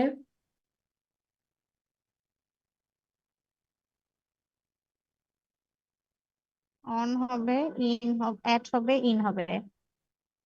আচ্ছা, ঠিক আছে। এটা ক্যানি আপু বললেন? জি আপু। আহ, আচ্ছা, 15 নাম্বার হচ্ছে আমাদের ফার্স্টে অন হবে, পরে অ্যাট হবে, পরে ইন হবে। Very good. আচ্ছা, ঠিক আছে। ওকে। আচ্ছা, তাহলে এটা আমাদের 7.4 ছিল প্রিপোজিশন। আমরা আশা করছি আপু আপনারা, হ্যাঁ বল। 15 নাম্বারটাতে আবার একটু বলবেন, এটা তো প্রথমে ইন হবে না? দেখেন, ফেব্রুয়ারি দা 14th, তার মানে কি 14 ফেব্রুয়ারি, তার মানে কি ডেট সহ মান্থের নাম বলছে, বলেছিলাম না এক্ষেত্রে অন হয়। জি আপু। ওইটাই। এখানে আমরা দেখেছি যে 1 ফেব্রুয়ারি দেখে আমরা অনেক সময় ইন ইউজ করে ফেলি, বাট আমাদেরকে পুরোটা পড়তে হবে। এখানে 14 ফেব্রুয়ারি না লিখে একটু আপনাদেরকে ট্রিকি করে ফেব্রুয়ারি দা 14th লিখেছে, তো এই ট্রিকটা ধরতে হবে আর কি। এই জন্য এখানে অন হচ্ছে, আর এখানে অ্যাট, আর মর্নিং এর আগে তো আমরা জানি ইন হয়। তো এটাই ছিল আমাদের প্রিপোজিশন অফ টাইম। একটু মাঝে মধ্যে দেখবেন যে কয়েকটা রুলস একটু এদিক সেদিক হচ্ছে, কিন্তু নর্মালি এর চেয়ে বেশি চেঞ্জ আপনারা পাবেন না। এই জিনিসটা বুঝে গেলে আপনাদের লাইফের অর্ধেক টেনশন শেষ। তো এই জিনিসটা আপনারা ভালো করে পড়বেন। আর এটা মিড টার্ম তো আমাদের সামনে আসছে, লেকচার 12 মিড টার্ম। মিড টার্মের জন্য কিন্তু প্রিপোজিশনের 3টা পার্টি অনেক ইম্পর্টেন্ট। সবগুলো লেকচারই ইম্পর্টেন্ট, বাট প্রিপোজিশনে বেশি ভুল করেন আপনারা। এই জন্য আমি বলে দিচ্ছি যে প্রিপোজিশনটা ভালো করে দেখবেন।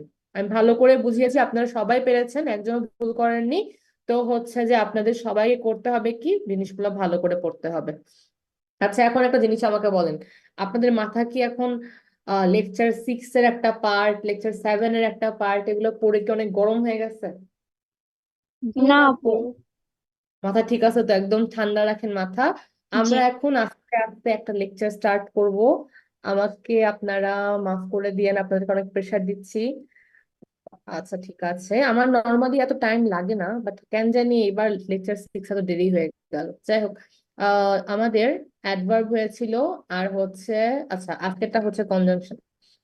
Lecture Conjunction. কনজাংশন না, আসলে এটা সেন্টেন্স লিখে দিই, সেন্টেন্স লিখে দিই, সেন্টেন্স।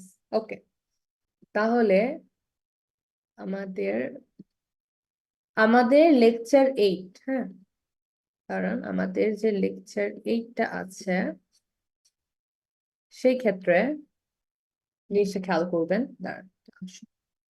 ওকে, তাহলে আমাদের যে লেকচার 8টা আছে, দেখেন আমি একটু বলে দিই লেকচার 8 আর লেকচার 9 আর লেকচার 10টা কেন ইম্পর্টেন্ট। লেকচার 8টা হচ্ছে আমাদের দাঁড়ান 9, লেকচার 8, 9 আর হচ্ছে লেকচার 10, এগুলো ইম্পর্টেন্ট কেন? লেকচার 8 হচ্ছে আমাদের সিম্পল আর কম্পাউন্ড সেন্টেন্স নিয়ে, হ্যাঁ, সিম্পল আর কম্পাউন্ড সেন্টেন্স নিয়ে হবে আমাদের। কিন্তু আমরা মনে করি যে আমাদের রাইটিং পার্টটাতে অনেক প্রবলেম হয়, যে আপু আমরা লিখতে পারি না, লিখার মধ্যে সমস্যা হয়। যখন আমরা সিম্পল কম্পাউন্ড সেন্টেন্সটা ভালো করে পড়ে ফেলবো, মানে সেন্টেন্সের লেকচার গুলো কমপ্লিট করব, আর আপনারা যদি রুলস গুলো ভালো করে পড়ে পড়ে ওইভাবে লেখা স্টার্ট করেন, দেখবেন যে আপনাদের কিন্তু বেশিরভাগ কনফিউশন সলভ হয়ে গিয়েছে। আবার দেখেন লেকচার 9টা হচ্ছে আমাদের কমপ্লেক্স সেন্টেন্স নিয়ে, আর লেকচার 10টা হচ্ছে আমাদের প্যারাগ্রাফ রাইটিং নিয়ে, যেটা অনেক ইম্পর্টেন্ট। তাই এই 3টা লেকচার মিড টার্মের আগে, মিড টার্মে এগুলো সব থাকবে, তাই এগুলো খুবই ইম্পর্টেন্ট আমাদের জন্য। আজকে আমরা শিখবো সিম্পল আর কম্পাউন্ড সেন্টেন্স, হ্যাঁ। আচ্ছা ঠিক আছে, এখন আমরা দেখি জিনিসটা আসলে ছবি কি। তুলি নাই।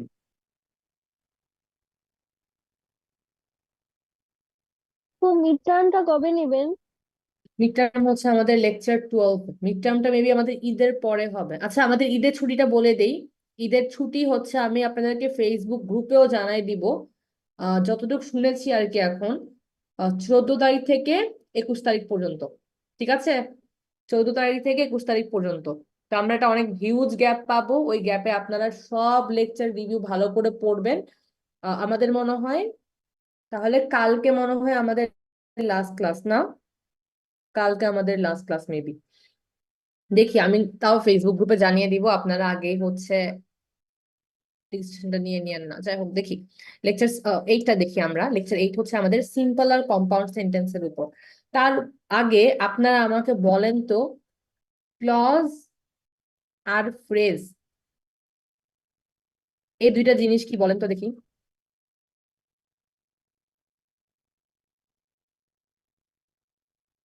কেউ বলতে পারবেন ক্লজ কি আর ফ্রেজ কি?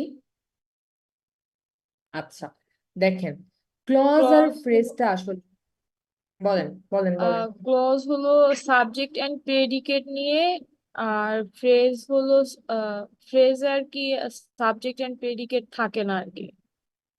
Very good, very good. আমরা একটু এখানে যাই লেকচার শিটটাতে, দেখেন লেকচার শিটে এই যে দেখেন, কোথায় গেল এই জিনিসটা, এই যে, আচ্ছা আমাদের যে হচ্ছে ক্লজ আছে আর ফ্রেজ আছে, ওগুলা আসলে কি বা কোন জিনিস, এখানে অনেক কিছু লিখছে, আপনারা পড়েন, আমি এখান থেকে আপনাদেরকে একটু বুঝাই দিই। ক্লজ হচ্ছে মেইনলি আমাদের সাবজেক্ট, কার জানি মাইক অন দেখেন, আমাদের সাবজেক্ট প্লাস হচ্ছে ভার্ব, হ্যাঁ। আর ফ্রেজে হচ্ছে আমাদের সাবজেক্টটা থাকে না। আমি এটা ফ্রেজের কয়েকটা উদাহরণ দিব, আপাতত ফ্রেজটা নিয়ে না বলি, টাইম যেহেতু কম। দেখেন, ক্লজ হচ্ছে আমাদের সাবজেক্ট আর ভার্ব নিয়ে হবে। প্রেডিকেট মানে কি? ভার্ব প্লাস অবজেক্ট, এটা তো আমরা জানি। প্রেডিকেট মানে কি? ভার্ব প্লাস অবজেক্ট, আমরা এটা পড়েছিলাম লেকচার 3-তে। তো ক্লজে আমরা বলবো প্রেডিকেট না বলে সাবজেক্ট প্লাস ভার্ব। কেন? কারণ প্রেডিকেটের যে অবজেক্ট পার্টটা আছে ওটা সবসময় নাও থাকতে পারে। দেখেন, ক্লজ দুই ধরনের হয়ে থাকে, একটা হচ্ছে ইন্ডিপেন্ডেন্ট আর একটা হচ্ছে ডিপেন্ডেন্ট। হ্যাঁ, একটা হচ্ছে ইন্ডিপেন্ডেন্ট, একটা হচ্ছে ডিপেন্ডেন্ট। এখন জিনিসগুলো আমরা একটু দেখি। ধরেন ক্লজ, ক্লজ মানে কি? দেখেন, আই ইট, যদি আপনি বলেন আই ইট, তাহলে দেখেন আপনি কি করছেন, একটা সেন্টেন্স লিখছেন যেখানে একটা সাবজেক্ট আছে, একটা ভার্ব আছে। তাহলে এই জিনিসটা কি করতেছে, এই জিনিসটা কি করছে, সুন্দর করে আপনাকে অর্থ বুঝাই দিচ্ছে। আপনি কি এটার মাধ্যমে একটা অর্থ মানে প্রকাশ পাচ্ছে, আপনি বুঝতেও পারতেছেন, তাই না? এটা শোনার পর আপনার কোনো কিছু জানার আর আগ্রহ থাকে না, আপনি বলেন যে আচ্ছা খাচ্ছে হয়তো কিছু। এখন যদি আপনি বলেন আই ইট রাইস, তাও কিন্তু কি হচ্ছে, এটা অর্থ প্রকাশ করছে। তো ক্লজ মানে আমরা জাস্ট মাথায় রাখবো, যেহেতু আজকে একটু টাইম কম, আমি লেকচার পরেরটাতে আপনাদেরকে আরো ভালো করে এটা ভালো করে বুঝিয়ে দিব। আজকের জন্য মনে রাখেন, ক্লজ দুই প্রকার, একটা হচ্ছে ইন্ডিপেন্ডেন্ট আর একটা হচ্ছে ডিপেন্ডেন্ট। হ্যাঁ, একটা হচ্ছে ইন্ডিপেন্ডেন্ট, একটা হচ্ছে ডিপেন্ডেন্ট। আর ক্লজের দুইটা পার্ট থাকে, সাবজেক্ট প্লাস প্রেডিকেট বা সাবজেক্ট প্লাস ভার্ব। হ্যাঁ, সাবজেক্ট প্লাস ভার্ব বা সাবজেক্ট প্লাস প্রেডিকেট, ক্লজের দুইটা পার্ট থাকে, সাবজেক্ট আর প্রেডিকেট অথবা সাবজেক্ট আর ভার্ব। হ্যাঁ, আচ্ছা, এখন দেখেন তো, ইন্ডিপেন্ডেন্ট মানে কি? যাকে কারো উপর নির্ভর করতে হয় না। আর ডিপেন্ডেন্ট মানে কি? যাকে নির্ভর করতে হয়। আমি আপনাদেরকে দুইটা এক্সাম্পল দেখাই। দেখেন, আই ইট রাইস, আচ্ছা বলেন তো, এটা কি ইন্ডিপেন্ডেন্ট ক্লজ হবে নাকি ডিপেন্ডেন্ট ক্লজ হবে? Independent. Independent Independent. ক্লজ। কিভাবে এটা বুঝবো আমরা এটা ইন্ডিপেন্ডেন্ট ক্লজ নাকি ইন্ডিপেন্ডেন্ট ক্লজ না? এটা কিভাবে বুঝবো? এটা এভাবে বুঝবো যে এটা যখন আমরা পড়তেছি, অর্থটা স্বাধীনভাবে প্রকাশ পেয়ে যাচ্ছে। মানে এটা পড়ার পরে আমাদের কোনো কিছু জানার আগ্রহ বা ইচ্ছা আর জন্মায় না, কারণ সেন্টেন্সটা আমাদেরকে অলরেডি একটা হচ্ছে কথা বলে দিছে, অর্থ প্রকাশ পেয়ে গেছে। দেখেন, এখন যদি আপনি লিখেন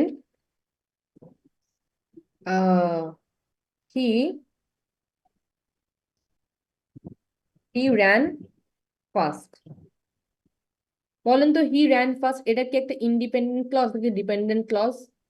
Independent. ইন্ডিপেন্ডেন্ট। ইন্ডিপেন্ডেন্ট, কারণ এটা পড়ার পরও কিন্তু আমার কোনো কি হচ্ছে না, অন্য কিছু জানার ইচ্ছা হচ্ছে না, কারণ আমি বুঝতে পারছি যে কি বলতে যাচ্ছে। আচ্ছা, এখন দেখেন তো, আপনি যদি লিখেন হি মিসড দ্য ট্রেন, এই ক্ষেত্রে বলেন তো আপনি কি বলবেন? হি মিসড দ্য ট্রেন, কোন ক্লজ হবে, ডিপেন্ডেন্ট নাকি independent? Dependent. He missed the train, খালি হি মিসড দ্য ট্রেন, এটা কি ডিপেন্ডেন্ট ক্লজ নাকি independent clause? Independent. Independent. Independent. কেন ইন্ডিপেন্ডেন্ট? কারণ এটা তো বলেই দিচ্ছে যে সে ট্রেন মিস করেছে, সে ট্রেন মিস করেছিল, অর্থ তো প্রকাশ পেয়ে গেছে, আমার তো অন্য কিছু এখানের মধ্যে মানে অর্থটা অপূর্ণ থেকে যায়নি, আমি পড়েই বুঝতে পারছি কি হয়েছে। দেখেন তো, যদি এখন আপনি লিখেন, আচ্ছা দো মানে কি বলেন তো সবাই, দো মানে কি জানেন? যদিও। যদিও। তো মানে হচ্ছে যদি। হ্যাঁ, যদি বা যদিও যাই বলেন না কেন, দো মানে হচ্ছে আপনার যদিও। তো দেখেন, দো হি র্যান ফাস্ট, হ্যাঁ, যদি আমি এখন এই জিনিসটা খালি বলি দো হি র্যান ফাস্ট, তাহলে দেখেন তো এটা কি একটা ডিপেন্ডেন্ট ক্লজ হবে নাকি ইন্ডিপেন্ডেন্ট ক্লজ হবে? ডিপেন্ডেন্ট আপু। ডিপেন্ডেন্ট। ডিপেন্ডেন্ট। কেন ডিপেন্ডেন্ট? কারণ দো হি র্যান ফাস্ট, যদিও সে জোরে দৌড়েছিল। যদি আপনি কারোর সামনে বলেন যে যদিও সে জোরে দৌড়েছিল, তাহলে সে বলবেন না যে এরপর কি হয়েছে বলো, এরপর কি, মানে কি এরপর কিছু জানার আকাঙ্ক্ষা বা ইচ্ছা থেকে যায়। তাহলে আমি যখন এটা বলবো, তাহলে এটা তো একটা হচ্ছে ডিপেন্ডেন্ট, তাহলে ডিপেন্ডেন্ট এটা কি একটা ক্লজ হবে বলেন তো? দেখি এটা ক্লজ হবে? না আপু, মেবি আচ্ছা, প্রেজ হবে। Praise. আচ্ছা, দেখেন তো কি বলছিলাম, ক্লজের দুইটা পার্ট থাকে, ও সাবজেক্ট আর ভার্ব। সরি আপু, হ্যাঁ ডিপেন্ডেন্ট ক্লজ তাহলে হবে। হ্যাঁ, তাহলে দেখেন আমি কি বলেছিলাম, ইন্ডিপেন্ডেন্ট আর ডিপেন্ডেন্ট কি হয়, ক্লজই তো হচ্ছে, ক্লজ ইন্ডিপেন্ডেন্ট বা ডিপেন্ডেন্ট। তার মানে ক্লজের দুইটা পার্ট, সাবজেক্ট প্লাস ভার্ব, এটা কিন্তু ঠিকই একটা ক্লজ। হ্যাঁ, কিন্তু কি ক্লজ? Dependent clause.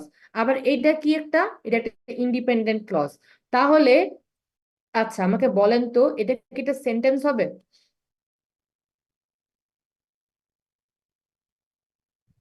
না না আপু। আপু, সেন্টেন্স হবে এটা না। বাক্য Sentence হবে না, হয় না। কেন? বাক্য তো আমাদের অর্থ প্রকাশ করতে হয়, এটা একটা সঠিক বাক্য হবে না।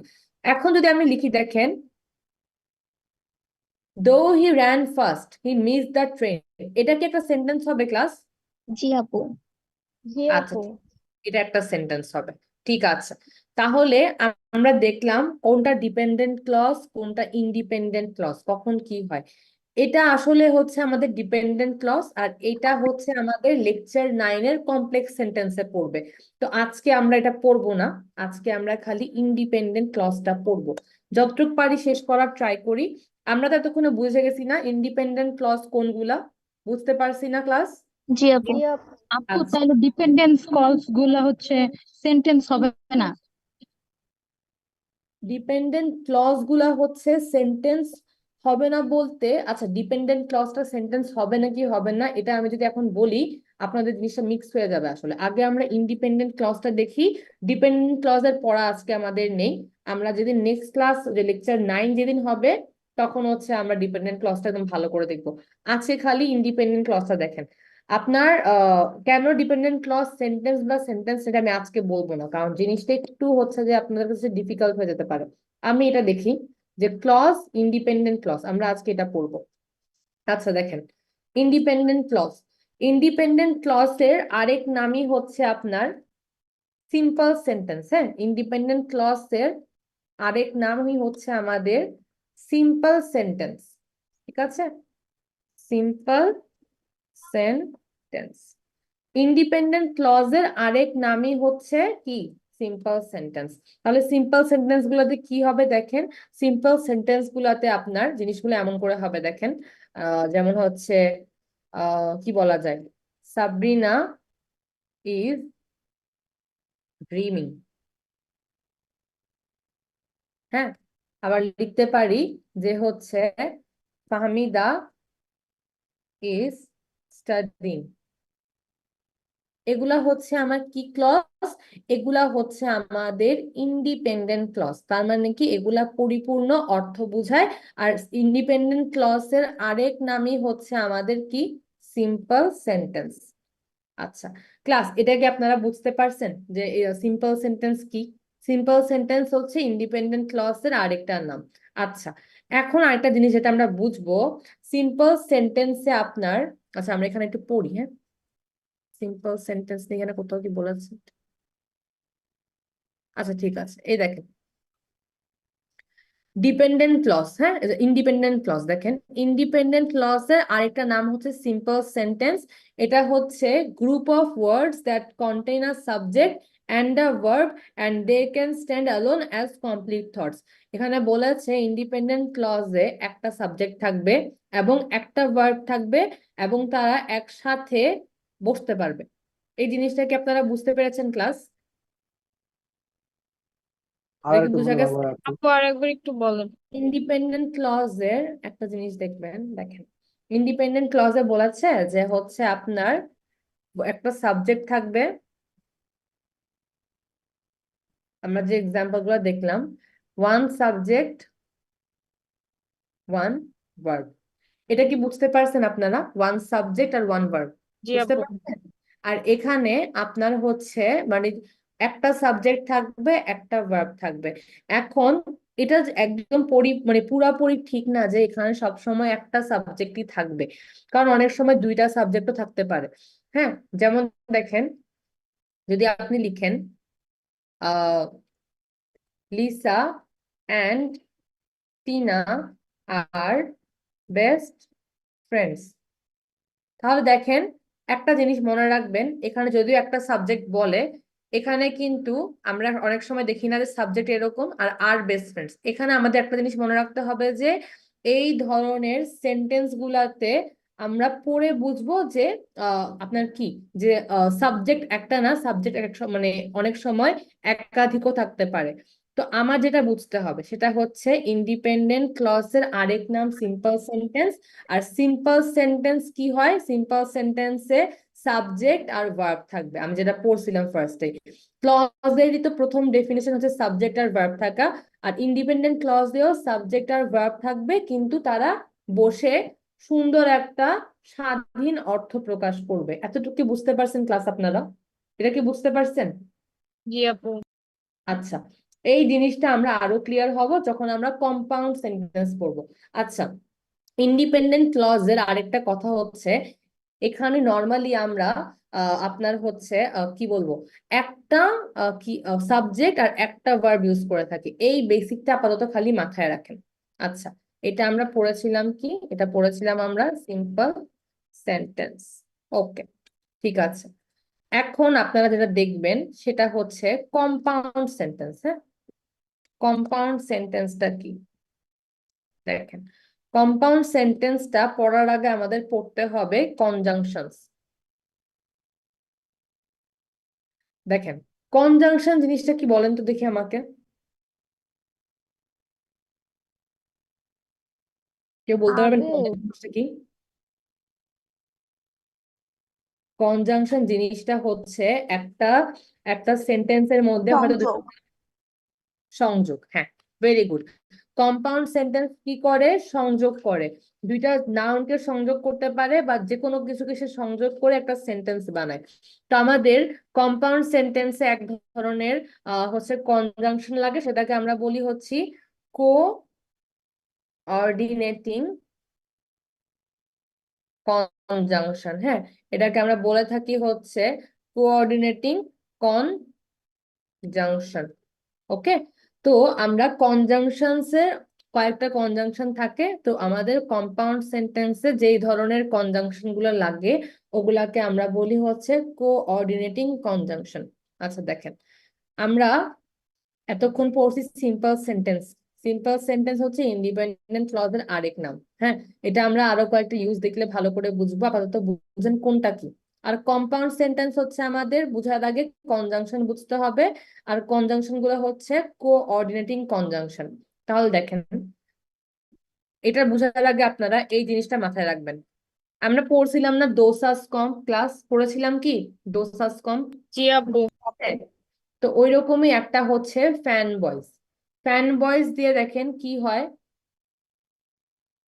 ফ্যান বয়েজ অনেকগুলো কনজাংশনেরই একটা মানে হচ্ছে যে ওইরকম ছড়ার মতো বানাইছে। এফ দিয়ে হচ্ছে ফর, এ দিয়ে হচ্ছে আপনার অ্যান্ড, এন দিয়ে হচ্ছে আপনাদের নর, বি দিয়ে হচ্ছে আপনাদের বাট, ও দিয়ে অর, ওয়াই দিয়ে হচ্ছে ইয়েট, আর এস দিয়ে হচ্ছে সো। তো এই কনজাংশন গুলাকে আমরা বলি ফ্যান বয়েজ। আর এগুলা আমাদের কোঅর্ডিনেটিং কনজাংশনে মানে হচ্ছে যে বলে যে এগুলো আমাদের কোঅর্ডিনেটিং কনজাংশন, এই ফ্যান বয়েজ গুলাকে। আর এগুলা দিয়ে আমরা হচ্ছে কম্পাউন্ড সেন্টেন্স বানিয়ে থাকি। আচ্ছা, এখন জিনিস খেয়াল করেন, আমরা যখন সিম্পল সেন্টেন্স আপু পড়েছিলাম। হ্যাঁ, ওগুলো একটু মানে নোট করে নিই যে ফ্যান বয়েজ। হয়েছে? জি আপু। আচ্ছা ঠিক আছে, একটা সেকেন্ড ক্লাস। আচ্ছা দেখেন, ইন্ডিপেন্ডেন্ট ক্লজ যখন বা সিম্পল সেন্টেন্স আমরা পড়েছিলাম, আমরা কি পড়েছিলাম যে এখানে একটা বাক্য থাকবে আর বাক্যটা স্বাধীনভাবে আপনার প্রকাশ পাবে। হ্যাঁ, এখানে আমরা এটা পড়েছিলাম। কিন্তু দেখেন, এখানে কয়েকটা জিনিস খেয়াল করেন। আমরা ক্লজে কি পড়েছিলাম? ক্লজে যে একটা সাবজেক্ট থাকবে, একটা ভার্ব থাকবে, মানে সাবজেক্ট প্লাস ভার্ব থাকবে। ক্লজে আমরা এটা পড়েছিলাম যে সাবজেক্ট থাকবে আর ভার্ব থাকবে। এরপর আমরা পড়েছিলাম কি ইন্ডিপেন্ডেন্ট ক্লজ, যে এটার আরেক নাম হচ্ছে সিম্পল সেন্টেন্স। আর সিম্পল সেন্টেন্সে আমরা ক্ষেত্রে কি বলেছি? বেসিক, যে একটা সাবজেক্ট থাকবে, একটা ভার্ব থাকবে। এখন দেখেন তো, এই জিনিসটা একটু খেয়াল করেন। যদি আমি লিখি যে আচ্ছা, ক্লজের পার্ট কয়টা হয়? দুইটা, সাবজেক্ট আর ভার্ব, এটাও মাথায় রাখবেন। এখন দেখো, ধরেন আমি যদি লিখি Lisa and Purna are best friends. এই জিনিসটা খেয়াল করেন, আমি যদিও এখানে দুইটা সাবজেক্ট লিখে দিয়েছি আর এখানে কিন্তু একটা ভার্ব আছে, যদিও বলেছি একটা সাবজেক্ট আর একটা ভার্ব থাকে, এটাও কিন্তু একটা সিম্পল সেন্টেন্স হয়। হ্যাঁ, কিন্তু এখানে দেখেন, এই জিনিসটা এখন মনে রাখবেন যে এখানে আপু বলেছিল যে একটা সাবজেক্ট আর একটা ভার্ব থাকে, কিন্তু অনেক সময় যদি সাবজেক্ট দুইটা থাকে তাও কিন্তু সিম্পল সেন্টেন্স হয়। সিম্পল সেন্টেন্স জিনিসটা আরো এখন ক্লিয়ার হয়ে যাবে যখন আমরা কম্পাউন্ডটা পড়বো। কিন্তু এই জিনিসটা মনে রাখেন যে বলেছিলাম একটা সাবজেক্ট একটা ভার্ব, কিন্তু দুইটা সাবজেক্ট থাকলেও কিন্তু আমাদের কি হচ্ছে, সিম্পল সেন্টেন্স হচ্ছে। এখন একটু কম্পাউন্ড সেন্টেন্সে যাই। কম্পাউন্ড সেন্টেন্সে আমাদের, কম্পাউন্ড সেন্টেন্স আমরা তো পড়েছি, আমরা দেখি যে ওখানের মধ্যে অনেক কনজাংশন ইউজ করা হয়। তো কনজাংশন গুলাকে আমরা বলি, কম্পাউন্ড সেন্টেন্সে আমরা যে কনজাংশন ইউজ করি সেগুলোকে বলি আমরা হচ্ছে কোঅর্ডিনেটিং কনজাংশন। আচ্ছা, এখন দেখেন কোঅর্ডিনেটিং কনজাংশনের কাজটা কি। কোঅর্ডিনেটিং কনজাংশনের কাজটা হচ্ছে সে সেন্টেন্সের, কম্পাউন্ড সেন্টেন্সে, হ্যাঁ, কোঅর্ডিনেটিং কনজাংশনের কাজ কম্পাউন্ড সেন্টেন্সের ক্ষেত্রে কি হবে? এটার কাজ হবে কম্পাউন্ড সেন্টেন্সকে দুইটা টু ক্লজ, মানে one clause plus one clause. তার মানে সিম্পল কথায় কম্পাউন্ড সেন্টেন্সে কোঅর্ডিনেটিং কনজাংশনের কাজ হবে হচ্ছে দুইটা ক্লজকে জুড়ে দেওয়া। কেমন ক্লজ হবে দুইটাই? দুইটাই হবে ইন্ডিপেন্ডেন্ট ক্লজ। দুইটাই হবে হচ্ছে আমাদের ইন্ডিপেন্ডেন্ট ক্লজ। দেখেন তাহলে আমরা হচ্ছে যে যেটা, আচ্ছা, তাহলে কোঅর্ডিনেটিং কনজাংশনের কাজ হবে হচ্ছে সেন্টেন্সে, কম্পাউন্ড সেন্টেন্সে সে দুইটা ইন্ডিপেন্ডেন্ট ক্লজকে যুক্ত করবে। আর এই প্লাসের জায়গায় কি থাকবে? আমাদের কনজাংশনটা থাকবে। এই এতটুকু কি বুঝতে পারছেন ক্লাস, নাকি আমি অনেক ফাস্ট বলতেছি বলেন তো? আমি বুঝতে পারতেছি না আসলে, আমি কি বেশি ফাস্ট বলতেছি নাকি আপনাদেরকে? না আপু ঠিক আছে। সবার ক্ষেত্রে কি ঠিক আছে? জি আপু। ওকে, ঠিক আছে, ধরে নিচ্ছি সবার ক্ষেত্রে ঠিক আছে। তাহলে তাহলে আমরা একটা জিনিস খেয়াল করি, এতক্ষণ যা পড়লাম আমরা লাস্ট বলেছি যে কম্পাউন্ড সেন্টেন্সে কোঅর্ডিনেটিং কনজাংশন বসে, আর কোঅর্ডিনেটিং কনজাংশনের কম্পাউন্ড সেন্টেন্সে কাজ হলো সে দুইটা ইন্ডিপেন্ডেন্ট ক্লজকে যোগ করবে।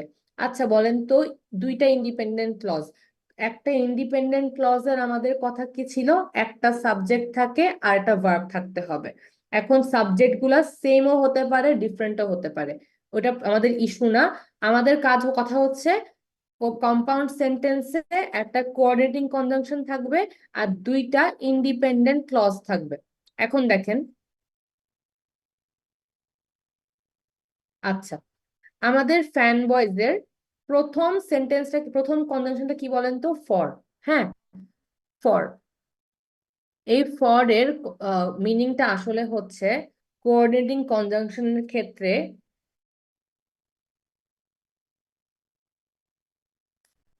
আচ্ছা, আমাদের যে ফ্যান বয়েজের ফরটা আছে, আমরা ফর মানে জানি হচ্ছে জন্য, ফর এর হচ্ছে ইউজটা ফ্যান বয়েজ বা কোঅর্ডিনেটিং কনজাংশনের ক্ষেত্রে হবে হচ্ছে বিকজ বা বাংলায় কারণ। হ্যাঁ, এখন আমি একটা সেন্টেন্স লিখি আপনাদের জন্য, দেখেন আমি যদি একটা সেন্টেন্স লিখি ফর দিয়ে, যে সাইমা আপুর নাম ইউজ করে লিখি, Saima doesn't it buttons for they are not food। দেখেন তো ক্লাস, বলেন তো এটা কি একটা সিম্পল সেন্টেন্স নাকি হচ্ছে যে কম্পাউন্ড সেন্টেন্স? Compound sentence. আচ্ছা, দেখেন সিম্পল মনে হচ্ছে। দেখেন আমাদের যে কোঅর্ডিনেটিং কনজাংশন গুলো থাকে সেগুলো কিন্তু সিম্পলেও বসতে পারে, কম্পাউন্ডেও বসতে পারে।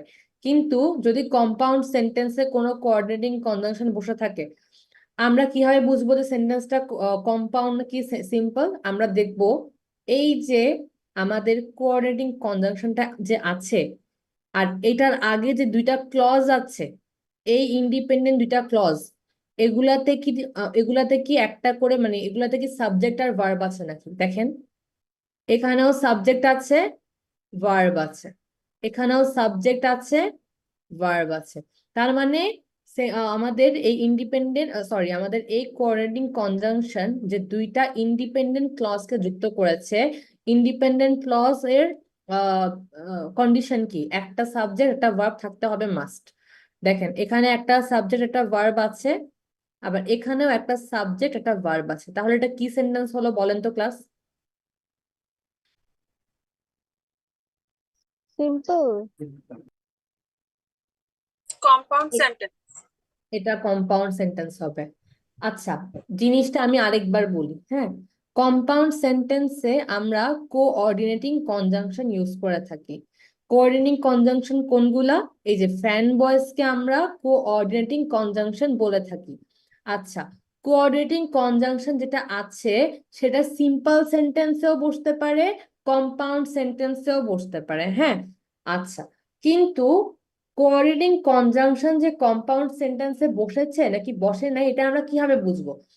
কোঅর্ডিনেটিং কনজাংশনের কাজ হলো কম্পাউন্ড সেন্টেন্সে দুইটা ইন্ডিপেন্ডেন্ট ক্লজকে যুক্ত করা। দুইটা ইন্ডিপেন্ডেন্ট ক্লজ কম্পাউন্ড সেন্টেন্স যদি থাকে ওইটাকে একটা কোঅর্ডিনেটিং কনজাংশন যোগ করবে। যদি আমরা দেখি যে এই সেন্টেন্সটা আমরা দেখলাম যে এটা একটা কোঅর্ডিনেটিং কনজাংশন।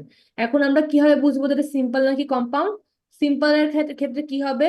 একটা ইন্ডিপেন্ডেন্ট ক্লজ থাকবে। আর আমাদের কম্পাউন্ড সেন্টেন্সের ক্ষেত্রে কি হবে? একের অধিক ইন্ডিপেন্ডেন্ট ক্লজ থাকতে পারে। তাহলে এখানে একটু দেখি, এটা একটা কোঅর্ডিনেটিং কনজাংশন। আর এটার ফার্স্ট পার্ট কি? Saima doesn't it buttons. হ্যাঁ, তাহলে সাইমা আছে, একটা সাবজেক্ট আছে আমাদের, ইন্ডিপেন্ডেন্ট ক্লজের একটা কন্ডিশন পূরণ হলো। আর এটা কি? একটা ভার্ব আছে, তার মানে এটা একটা ইন্ডিপেন্ডেন্ট ক্লজ একটা। আবার এখানে দেখি দে আর নট ফুড, তাহলে দে একটা কি? আমাদের সাবজেক্ট। আবার আর নট কি? একটা ভার্ব। তাহলে এখানেও সাবজেক্ট ভার্ব ছিল, এখানেও সাবজেক্ট ভার্ব আছে, তার মানে ইন্ডিপেন্ডেন্ট ক্লজ কি হয়ে যাচ্ছে? দুইটা হয়ে যাচ্ছে। যদি একটা সেন্টেন্সে দুইটা ইন্ডিপেন্ডেন্ট ক্লজ একটা কোঅর্ডিনেটিং কনজাংশন দ্বারা যুক্ত থাকে ওটাকে আমরা কি বলি? Compound sentence. এখন কি ক্লিয়ার হয়েছেন ক্লাস? জি আপু, আসলে ক্লিয়ার? জি আপু। জি আপু। আচ্ছা, Answer হ্যাঁ for বলেন। বুঝি নাই, কে বলেছেন কি? এখানে ফর কেন হলো? বিকজ হবে না? না, বিকজ হবে না, আমাদের এখানে ফর হবে। ফর এর মিনিংটাই কম্পাউন্ড সেন্টেন্সে বিকজ এর মতো হয়, বিকজ হবে না। ফর এর মিনিংটা হচ্ছে বিকজ এর মতো হয়, কিন্তু কম্পাউন্ড সেন্টেন্সে বিকজ বসাবো না, কম্পাউন্ড সেন্টেন্সে ফর বসাবো। বুঝা গেছে যে কোয়েশ্চেন করেছিলেন? জি আপু। এটাই এটাই। আচ্ছা, এখন আমরা এটা দিয়ে দেখি, অ্যান্ড দিয়ে দেখি। অ্যান্ড দিয়ে আমরা একটা সেন্টেন্স লিখতে পারি।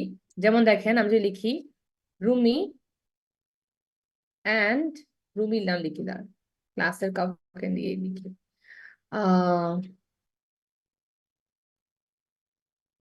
তন্নি অ্যান্ড মার্জিয়া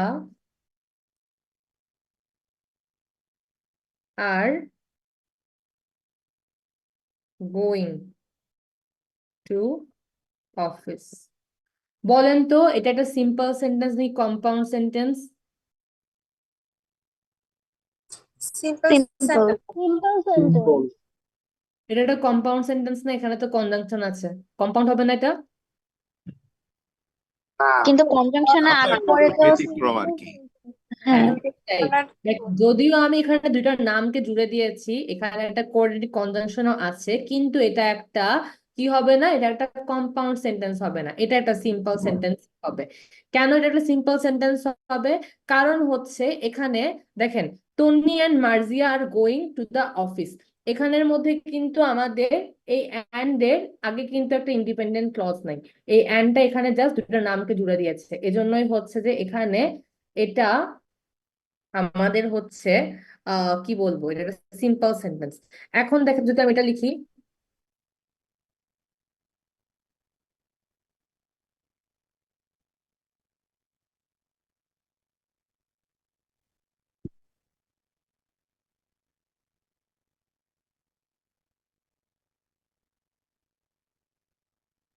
বলেন তো ক্লাস, এটা কি হবে? এটা কি সেন্টেন্স হবে এখন? কম্পাউন্ড।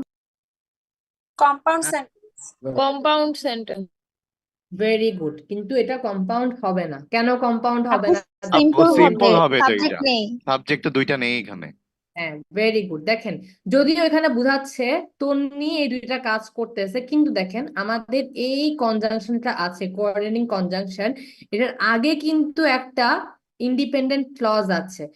আমি বুঝতেছি যে তন্নি ইজ ওয়াচিং টিভি আর তন্নি গান শুনছে, তন্নি টিভি দেখছে, তন্নি গান শুনছে, কিন্তু আমি যদি এটা না লিখি, যদি আমি এটা এন্ড এর পরে এই সাবজেক্টটা না লিখি, সাবজেক্টটা যদি হিডেন হয়, তাহলে কিন্তু এটা আর কম্পাউন্ড সেন্টেন্স হবে না, কারণ কম্পাউন্ড সেন্টেন্সের আগে মানে কনজাংশনের আগে পরে দুইটা ইন্ডিপেন্ডেন্ট ক্লজ থাকতে হবে, কিন্তু এখানে কিন্তু এটা একটা ইন্ডিপেন্ডেন্ট ক্লজ না, তাই এটা একটা simple sentence.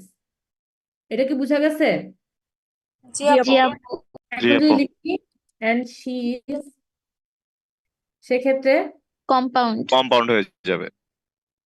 Tony is watching TV and she is listening to music, এভাবে যদি লিখে দেই তাহলে দেখেন এখানে একটা ইন্ডিপেন্ডেন্ট ক্লজ, এখানে একটা ইন্ডিপেন্ডেন্ট ক্লজ, একটা কোঅর্ডিনেটিং কনজাংশন দিয়ে যুক্ত, তাহলে এখানেও কি হয়ে যাচ্ছে, আমাদের এটা কম্পাউন্ড হয়ে যাচ্ছে।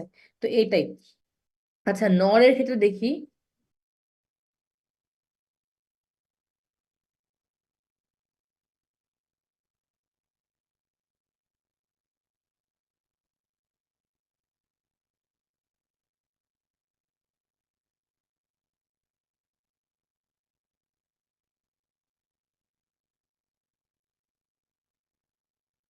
দেখেন তো, যদি লিখি হি নাইদার লাইকস কফি নর শি লাইকস টি, এরকম একটা সেন্টেন্স যদি আমি লিখি, তাহলে বলেন তো এটা কি একটা সিম্পল সেন্টেন্স নাকি কম্পাউন্ড সেন্টেন্স? আপু এটা তো কম্পাউন্ড হবে। কম্পাউন্ড। Compound হবে। sentence. আচ্ছা ঠিক আছে, কম্পাউন্ড সেন্টেন্স কিভাবে বুঝলাম? শি নাইদার লাইকস কফি একটা পার্ট, আবার শি লাইকস টি একটা পার্ট, কি দিয়ে যুক্ত হয়েছে? নট দিয়ে যুক্ত হয়েছে। নর এর মিনিং হচ্ছে আমাদের বেসিক্যালি নেগেটিভ ফর্মে বোঝায়, হ্যাঁ নেগেটিভ মানে হচ্ছে না, এটাকেই বোঝায় থাকে। এখন যদি আমি এটা দেখেন, এটা কিন্তু আমরা নর্মালি এভাবে লিখি না, আমরা লিখি কিন্তু এটা শর্টকাটে, বাট যদি আমরা নরের আগে পরে দুইটা ইন্ডিপেন্ডেন্ট ক্লজ দিয়ে দিই তাহলে এটা একটা কম্পাউন্ড সেন্টেন্স। যদি আমি এভাবে লিখি দেখেন তো এখন কি হবে? সিম্পল। Simple sentence. সিম্পল হবে। সেন্টেন্স হবে, কারণ এখানের আগে আপু তো একটা ইন্ডিপেন্ডেন্ট। আপু নর মানে কি? নর মানে হচ্ছে না, মানে হচ্ছে নট, মানে এই সেন্টেন্স এটার মানে হচ্ছে সে কফিও পছন্দ করে না, চাও পছন্দ করে না। ওই নট দিয়ে আমরা ওইভাবে বুঝাই, নর মানে হচ্ছে নেগেটিভ, মানে হচ্ছে নট, এরকম আর কি। কিন্তু দেখেন এখানে এখানে কিন্তু প্রথমে একটা ইন্ডিপেন্ডেন্ট ক্লজ ছিল। আচ্ছা, কি হচ্ছে দেখেন, এখানে প্রথমে কিন্তু নরের একটা ইন্ডিপেন্ডেন্ট ক্লজ ছিল, কিন্তু পরেরটা কি একটা পরেরটা কি একটা জাস্ট একটা ওয়ার্ড, তাই এখানে এটা একটা আমাদের কি হবে না, কম্পাউন্ড সেন্টেন্স হবে না, এটা আমাদের একটা সিম্পল সেন্টেন্স হবে। আচ্ছা, আবার এখন বার্থডে দেখি। সিনা লিখে কার নাম লেখা যায়? আচ্ছা,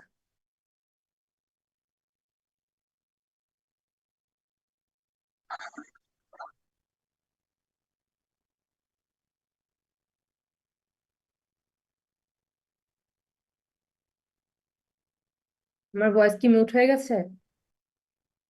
না আপু ঠিক আছে। আপনার আপু না ঠিক আছে। হ্যাঁ ঠিক আছে, তাহলে দেখি Taukir likes to play football.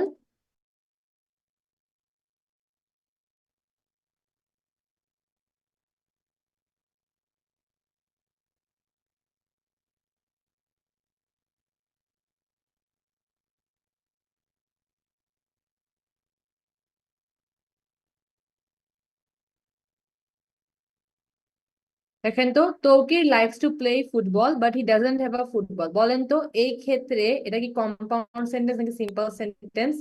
Compound. আচ্ছা ঠিক আছে, তাহলে এটা কি হয়ে গেল? কম্পাউন্ড সেন্টেন্স হলো। কেন? এই যে এটা একটা ইন্ডিপেন্ডেন্ট ক্লজ, এটা একটা ইন্ডিপেন্ডেন্ট ক্লজ, তাহলে দুইটা ইন্ডিপেন্ডেন্ট ক্লজ, মাঝখানে আমাদের কোঅর্ডিনেটিং কনজাংশন আছে, তাই এটা আমাদের একটা কম্পাউন্ড সেন্টেন্স। আচ্ছা দেখি তো এখন অর দিয়ে।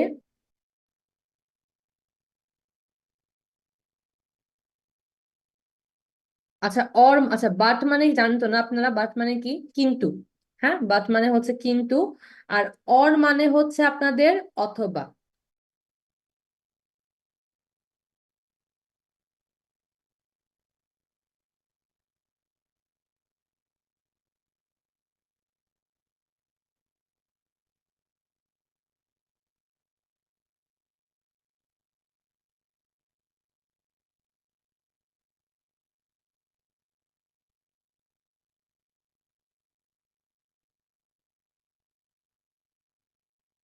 দেখেন Nabila will buy the green bag or the blue bag. বলেন তো এটা কি একটা সিম্পল সেন্টেন্স নাকি compound sentence class? Simple. Simple. Simple sentence. সবাই কি শিওর? জি আপু হ্যাঁ, এটা একটা সিম্পল সেন্টেন্স। আমি যদি লিখি or she will buy the blue bag, যদি এভাবে লিখতাম তাহলে কম্পাউন্ড। কম্পাউন্ড হয়ে যেত না। এটাই হচ্ছে কথা। এখানে দেখেন, এখানে আমরা হচ্ছে অরের দুই দিকে হচ্ছে যে ইন্ডিপেন্ডেন্ট ক্লজ আছে, তাই এটা একটা কম্পাউন্ড সেন্টেন্স। আচ্ছা, ইয়েট।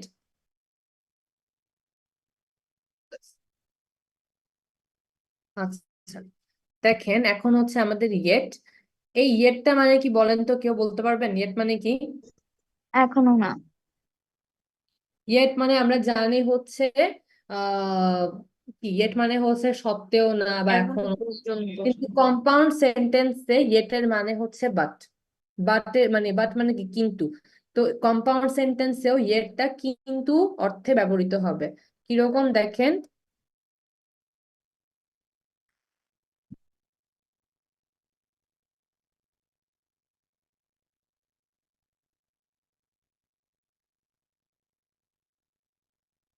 ধরেন লিখলাম she ran fast yet she miss the train. হ্যাঁ, আমি যদি এটা লিখি তাহলে বলেন তো এখানে কি হলো, এটা কম্পাউন্ড নাকি simple sentence class? Compound. Compound. Compound sentence. Compound sentence. আর ইয়েটের একটা জিনিস মনে রাখতে হবে, ইয়েটের আরেকটা অর্থ হচ্ছে বাট। আর এটা দেখেন লাস্ট আমাদের সো। সো মানে কি বলেন তো? তাই। তাই বা হচ্ছে একটা কারণে, সো মানে বিকজ, এরকম হতে পারে। ধরেন আমি লিখলাম যে আহ অতএব। সিয়াম missed the train, so he cried loudly. সিয়াম ভাইয়া মাইন্ড করেন না আবার। দেখেন কি লিখছি, Siam miss the train so he cried loudly. হ্যাঁ, লিখছি কি, সিয়াম ট্রেনটা মিস করার কারণে কি করেছিল, জোরে জোরে কান্না করছিল। তো দেখেন এই ক্ষেত্রেও এটা কিন্তু একটা কম্পাউন্ড সেন্টেন্স। তাহলে আমরা দেখলাম যে ফ্যান বয়েজ যেগুলো আছে সেগুলো সিম্পল সেন্টেন্সেও ইউজ হতে পারে, কম্পাউন্ড সেন্টেন্সেও ইউজ হতে পারে। কিন্তু যদি কম্পাউন্ড সেন্টেন্সে ইউজ হয়, আমাদের খেয়াল রাখতে হবে যে ওই কনজাংশনটার দুই পাশেই হচ্ছে যে ইন্ডিপেন্ডেন্ট ক্লজ আছে নাকি। যদি না থাকে, একটা থাকে আরেকটা না থাকে, তাহলে বুঝতে হবে ওটা একটা সিম্পল সেন্টেন্স। তাহলে ক্লাস, সিম্পল সেন্টেন্স কখন হয় আর কম্পাউন্ড সেন্টেন্স কখন হয় বুঝতে পেরেছেন না? বলেন তো। জি আপু। জি আপু। আচ্ছা, আমি ধরে নিচ্ছি আপনারা তাও লেখাটা পড়বেন, পুরোটা পড়বেন। না বুঝলে কোনো কিছু আমাকে বলবেন। এই দেখেন, এখানে দেয়া আছে যে যদি এরকম দেয়া থাকে কোনো কিছু, যে একটা জায়গায় ধরেন সাবজেক্ট দুটো দেয়া আছে, হ্যাঁ, কিন্তু হচ্ছে যে স্টিল কি এগুলো সিম্পল সেন্টেন্সই হয়। দেখেন এই ক্ষেত্রে দেখেন, the man with the blue shirt and the woman with the straw hat had lunch together. এখানে কিন্তু দুইটা সাবজেক্ট লিখেছে, কিন্তু দুইটা সাবজেক্টের একটু বর্ণনা দিয়ে লিখেছে। এখানে কিন্তু মানে দুইটা ইন্ডিপেন্ডেন্ট ক্লজ যুক্ত হয় নাই, বর্ণনা সহকারে একটা সাবজেক্ট যোগ হয়েছে। ওদের ভার্ব কিন্তু একটাই, দুইটা ভার্ব কিন্তু এখানে নাই। আচ্ছা, আবার বলেছে দুইটা ভার্ব থাকলেও যদি আমাদের সাবজেক্টটা দেয়া না থাকে সেকেন্ড ক্লজে, তাহলেও কিন্তু এটা কি হবে, সিম্পল সেন্টেন্সই হবে। তো এরকম অনেক কিছু লেখা আছে, একটু পড়বেন। আচ্ছা, এগুলাই ছিল। আর কিছু কি আছে? এগুলো আমরা পড়েছি।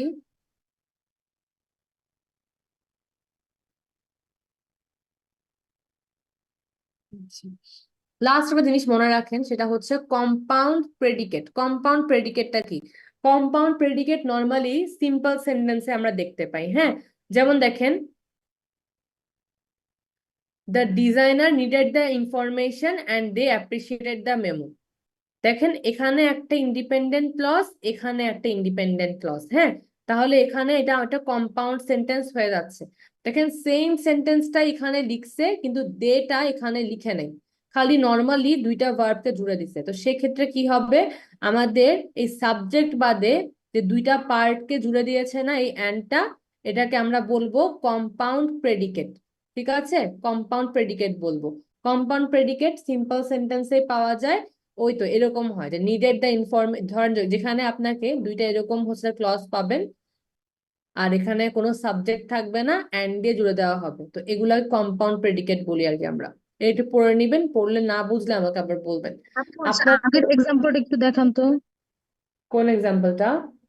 ওই যে আপু, ওই যে দ্য ম্যান উইল, আরো পড়েছে এখানে না, ওই যে বক্সের মধ্যে আছে আপু, এই যে এই ফার্স্টেরটা। এটা হ্যাঁ হ্যাঁ, দ্য ম্যান উইল, এইটা আপু বুঝি নাই। দেখেন, আপনি আমাকে পড়ে বলেন তো এটা কি একটা সিম্পল সেন্টেন্স নাকি কম্পাউন্ড সেন্টেন্স? পড়ে বলেন তো।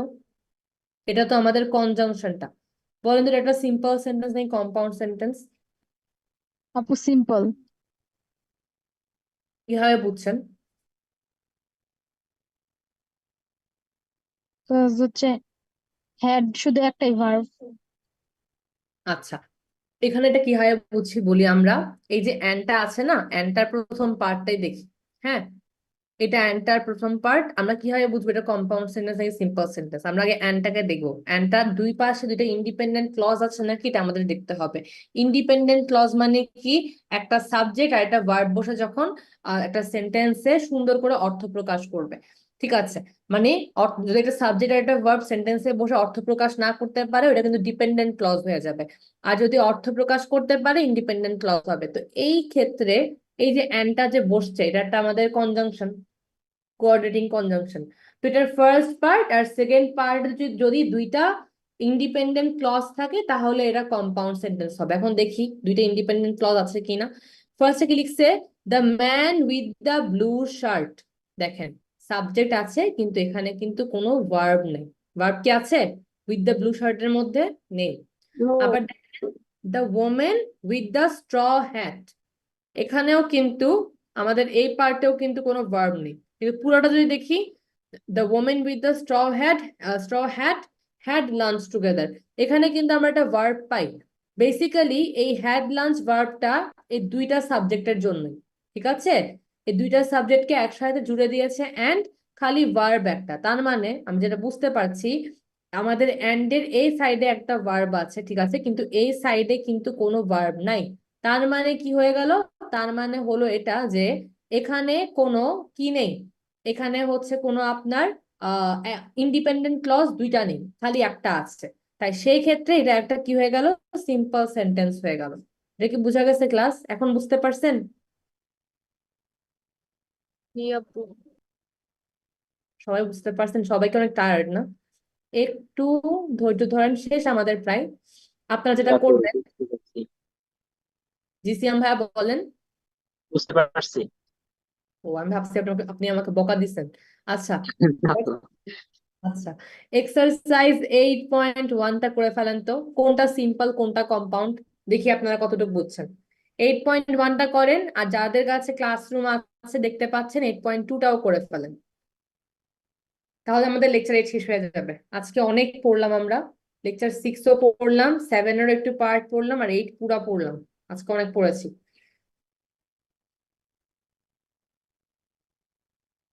8.1টা করেন।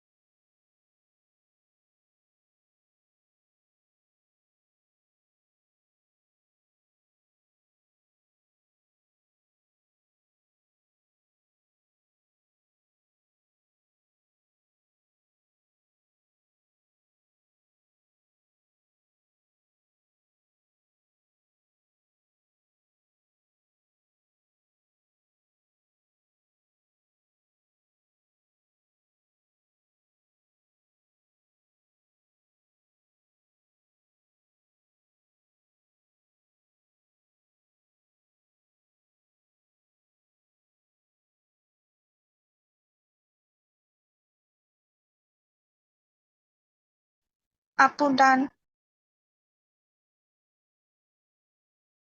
সবার কি শেষ? জি আপু। ওকে, ভেরি গুড। ঠিক আছে, তাহলে আমরা একটু একজন একজন করে জিজ্ঞেস করি। প্লিজ কেউ বললেন না যে করেন নাই, অনেক কষ্ট করে পড়েছি আমরা। একটু দেখি, এখন তো আমাদের শেষ লেকচার, ঠান্ডা মাথায় দেখি। ওকে, তো আমাকে ফার্স্টের 1 নাম্বারটা বলবেন হচ্ছে সাইমা। 1 নাম্বারটা বলেন তো কি হবে? Simple sentence. Very good. 2 নাম্বারটা আমাকে আইনি আপু বলবেন। জি আপু। 2 নাম্বারটা কম্পাউন্ড। কম্পাউন্ড। 3 নাম্বারটা আমাকে একটু আহাত ভাই বলেন তো, 3 নাম্বারটা কি হবে? ম্যাম কম্পাউন্ড হবে। কম্পাউন্ড হবে, ভেরি গুড। 4 নাম্বারটা আমাকে ফারি আপু বলেন তো, ফারি আপু 4 নাম্বার কি হবে? Simple. 4 নাম্বারটা সিম্পল না, 4 নাম্বারটা কম্পাউন্ড হবে। কেন দেখেন, লিখছে those candles are vanilla scented but the rest are strawberry. The rest বলে কিন্তু বাকিগুলাকে বুঝাচ্ছে, ঠিক আছে? এই জন্য দ্য রেস্টও কিন্তু একটা সাবজেক্ট, বুঝাচ্ছে যে ক্যান্ডেলস এর বাকিগুলা। তো এটার জন্য এটা একটা কম্পাউন্ড সেন্টেন্স, তাহলে 4 কম্পাউন্ড। আচ্ছা, 5 নাম্বার আমাকে বলেন হচ্ছে তন্নি আপু। আপু সিম্পল হবে। সিম্পল হবে। আচ্ছা, আমাকে 6 নাম্বারটা বলেন হচ্ছে তাহমিদ ভাইয়া।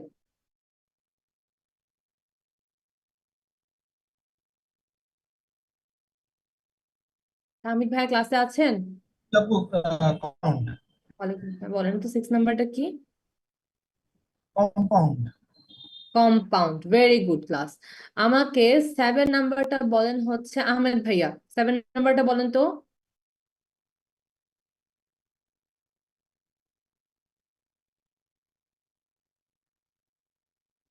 সিম্পল হবে। সিম্পল। 7 নাম্বারটা হবে সিম্পল। 8 নাম্বারটা আমাকে বলবেন সাদিয়া আমরিন আপু। আপু সিম্পল। আচ্ছা, কোনটা জিজ্ঞেস করছিলাম? 7 নাম্বারটা এইট। 8। এইট। আচ্ছা, 8 হবে আমাদের সিম্পল। 9 নাম্বারটা আমাকে নাবিলা নওশিন আপু বলেন তো, 9 নাম্বারটা। সিম্পল। 9 নাম্বারটাও সিম্পল, হ্যাঁ। 10 নাম্বারটা আমাকে বলেন হচ্ছে আহ সাবির আপু বলেন তো 10 নাম্বারটা কি হবে? Simple. সিম্পল। আচ্ছা, এখন 8.2টা আমরা একটু দেখি। 8.2টা আমাকে কি সিম্পল? কোনটা কোনটা? 9। হ্যাঁ, 9 নাম্বার সিম্পল। 7, 8, 9, 10 এই 4টাই সিম্পল। ওকে, 4টাই সিম্পল। 7, 8, 9, 10 4টাই সিম্পল। 8.2 আমাকে বলবেন হচ্ছে ফাহমিদা আপু। 1 নাম্বারটা বলেন। বাট। বাট। 2 নাম্বারটা বলবেন হচ্ছে আমাকে মার্জিয়া আপু। এন্ড। এন্ড। 3 নাম্বারটা আমাকে বলবেন হচ্ছে সিয়াম ভাইয়া। বাট। এন্ড। আচ্ছা, So the prince ate a lot, so they grew quickly. So they grew quickly. 3 হবে so। 4 নাম্বারটা আমাকে বলবেন হচ্ছে তৌকির ভাইয়া। আপু এন্ড হবে। হ্যাঁ, and হবে। We brought bread with us and we fed the ducks. আচ্ছা, 5 নাম্বারটা আমরা, কেউ কিছু বলছেন? না আপু। আচ্ছা, ওকে। 5 নাম্বারটা আমাকে বলেন হচ্ছে ক্লাসে আর কি আছে। আচ্ছা, মানে 5 নাম্বারটা বলেন সাইমা বলেন তো 5 নাম্বারটা কি হবে? or Maybe they knew us or maybe they just like the food we fed them. Very good class.